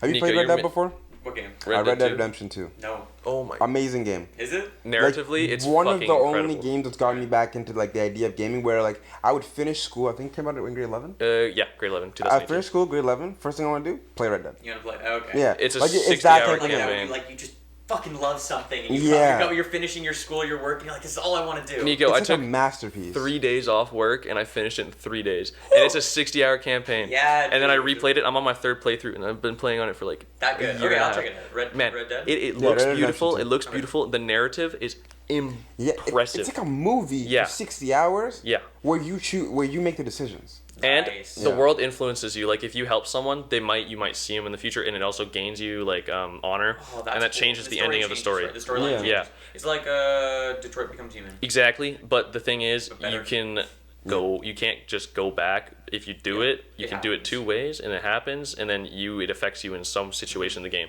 You can bring it, the details, man, holy shit, man, the details. They got horses, you don't even need to be fucking doing something, and horses will be playing in the ground. Like, you don't need to do shit. Yeah. And the animals look real nice. I'm always interested in worlds like that where they create it so well. Well, they made such a small world, like, because it's on horse, you don't need to drive a 200-kilometer car, so it's not like GTA 5. So they had a lot more time to give one AI. This is for every AI, by the way. One AI has an entire routine for daily, entire routine, and I think there's 500,000 voice lines, maybe even more, for everybody. Like maybe even the millions. I can't be too sure, but like you have so many variations of everything. Like people are still finding shit that haven't been like seen. Like I don't know, man. It's insane. I'm super interested in VR. VR? If it wasn't so, to get a VR thing. Not like the VR we have now, but like I don't know. Have you guys ever watched like? There's these shows where it's like you literally. You're in it. Go in the fucking like game. Ready Player One? Feel like yes. Yeah. Like, yes. Like I'm interested in that. There's a really good book by the same person who made the Maze Runner series. I can't remember what it was called, but it was about this guy who is a tangent, which is basically just an AI that got put into a human, and he didn't notice. He didn't know. He goes into the virtual world, into a capsule. It gives him tentacles in his arms, food, water. You can go in there forever. You can make your own character. It's like a real world, but you're like fake. And there was this like games where you could go into like a World War I situation where you just beat people, man. Like you just go for it, respawn, go at it, and it's like real. Like you get hurt. Here's a really good question though. When VR becomes that level, when you're there, what's the point of living real life? You can't tell the difference. I was about to say you will not be able to tell the difference. That's the scary part. I hope I'm on my deathbed when that happens, so I can just have it and then die. Like Aaron, you're chilling there. You made $50 million. Guess what? I'm sitting in my capsule. I got $100 million. It cost me nothing. And you're just living that lifestyle. And to you really like if they get to the point where it feels like real life. Yeah. What? But also, I feel like that would only be accessible to people who already have the 50 million. Yeah. Also, like it would be an expensive fucking technology. So like people would get really rich. The data they get off that too is so interesting. Like I'm already curious about what they got on me on my phone too. Like everybody with the collective data like Apple has, like what % of people do this and that. It'd be so sick to just see, but they won't show it because privacy breach. Yeah. But like they have it, and I've definitely. It would be cool to see like all the stats. Yeah, like, bro, the stats like how many texts have been phones. sent, how many individual phone calls have been called. Like, bro, the longest phone call, like what? I want to see that shit. That'd be so cool. Well, no, longest phone calls just there's gonna be someone that's still going on right now. Someone called them, but dialed them, left it plugged in, and then that shit's still running. I will have the longest phone call in history. Start it up right now. 18 years later, man, just that data that they've collected would be so fucking cool. Yeah. I'm amazed that Apple doesn't have more control over the world. They're trying to actually keep our privacy because people want our data. They're the only reason we're not getting like our privacy breached. Yeah, I might honestly buy an Apple phone next. Dude, I'm just saying, thinking about it. It's nice. The camera's really nice. There's honestly, I don't have any qualms with it anymore. I used to, like for the old phones and the 7 Plus, but now like this phone is honestly perfect. Like they've curated a really good phone. The glass is durable. Like I don't even have scratches. I don't have a case. The lack of freedom is what kind of just like. The lack of freedom? What do you mean? Oh, for like designing your own phone. That's true. As an OS, like this, I know I can do whatever I want. Yeah. I feel like in the future they will get download that. easily, like whatever I want. Yeah. Is on here. Yeah, but I mean the fact that Cavin comes to my house, goes, "What's the Wi-Fi?" Pops up on my phone, pops up on my computer. I just hit send. Yeah. No. Like that shit is so convenient. I know. But that's the thing, though. I feel like we're falling prey to this like centralization of like a company, like where. Oh, that's already happened, bro. Apple is tech for idiots. That's already happened. Yeah, Like, like, it is. Everybody's gonna have. It honestly makes me feel weird that like. I feel bad not having an iPhone because it's not as convenient. But it makes me want to keep my phone that much more because it feels like I'm just getting advertised to. It feels like you guys are just advertising me right now. Bro, buy Apple. I'm not saying it's the better option. I just think I prefer it more because it's more convenient, like Nico said. Yeah, because it's the same OS, so you guys can all just share whatever you need to. Yeah. Like what's the thing? Like I called? can airdrop Nico my Exactly. balls. Like it's so Yeah, easy. like when you go to the bathroom, that's probably what you did. Yeah, exactly. Constantly. Constantly. I see it, like one nut every 2 hours. He sends them to me. Just one singular one. Just single nuts, yeah. Why He why said, the he four said at nut? the beginning of the thing he doesn't have balls, and I can prove he's right. Yeah, I don't have shit. He's got one. I got nothing under He's there. rocking on a I single. guess you can get vaccinated then. He doesn't have to worry about I it. take testosterone pills. Yes, sir. Alright, boys. We've been going for 3 hours now. We're hitting Alright. 9:42. We Holy. started at 6:40. We're just that good. That was really fucking good. Is there anything else you want to say? Oh. Shit. Fuck. Real shit, wise I words was. from Cavin here, guys. Fuck. I'm trying to think who was I gonna shout out. Shout out. Oh yeah. Fuck you, Seneca. Fuck you, Malachi. That's not even a shot. It's just disrespectful. What do you mean? He said it He'll like- understand. Halfway through, he's like, "These are my people. I love them." But I and at hate the end, it. fuck Yeah. you guys. I don't want to be around you. I think horses are the most glass animals. They're fucking useless. I stand by this. You own a horse, you're stupid. Look, quick side event. That is Yeah. 100% true. Horses are the worst animal to keep. They are literally so breakable. Put this as the fucking intro if you want. Fuck Like- horses, man. Like horses are so breakable. I just hit myself in the face just trying to get that point across. Everything about them is so shittily designed. Dude, you cut them God- once, shoot them. Yeah. They cough once, shoot them. No, like Nico, read about this. How do they Horses live on were their just- They were designed as like glasses, and then someone gave them a shape. Literally, Like- man. Bro, they cough once, game over, put them down. If Yeah. you want to buy medication, go $17,000 in If debt a and hor- then kill them. You know their insurance is more expensive than a car. Get the fuck It out of here, should- man. Dude, it should be. They get hurt every hour. Holy shit, man. If a horse stubs its toe, it's Game done. over. Shoot it. Like, It's what are you gonna fucking There do? is no tire change. We I need haven't robot even thought horses. about this, but Man, a it's so cat fucking- scratches it, game over. Yeah. Literally, you sneeze near it, How are dead. they still kicking it then? Don't They've been around fucking for a ask. hot minute. People like them. People who have horses have a lot of money to like take care Yeah. of them. Because they're fucking expensive. Yes, they're so stupidly expensive, and they need such high maintenance. I would honestly, if you let them out in the wild, they'll be Not shout extinct out within horses. years. But they are in the wild. They're not extinct, dumbass. How the fuck are they still walking? I think wild. Bro, they trip once, it's game. like wild horses, like they're perfectly built for where they live. Like yeah, that's the fair. actually. ground grades their nails down, whatever. Their mane doesn't get too bad, but they still do die of random ass courses. Like, and they still do end up just tripping and dying. They do die really, like, their legs don't support them for their body the way Not they're Yeah, built. Like, No. they're too big for what they got, it's basically. true. Bro, they're It's true. slanging. Yeah. Alright, boys. I'm gonna shout out Gavin, Zach, Sean, Travis. Shout Good out to people. my boys. You know what I'm saying? Yeah. All right, that's it. Oh, and shout out my mama. Love you, mama. I know you're not gonna listen to this. Shout out my dad. Shout out my sister. Shout out my 3 brothers. Love you. Hi, Please. Antoine. You're not listening to this, but, you know, goo goo gaga. Yeah, And Nico, boy. thanks for having us, man. We Yeah, appreciate thank it. you, Nico. Thank you I so appreciate much. it. Yeah. It was worth the wait. I'm super happy that you guys came on. It's a shame that Troy couldn't have joined us. I know, but- Troy, if you're listening, get the fuck back here. Yeah, I've never met you, Troy, but I don't know what to say. Hi, Troy. You're Never met He's a you, bitch. boys. Alright, Yeah. boys. Thank you so much for coming on. It's been a good time. it was a pleasure, Thank man. you, thank you. Episode 9.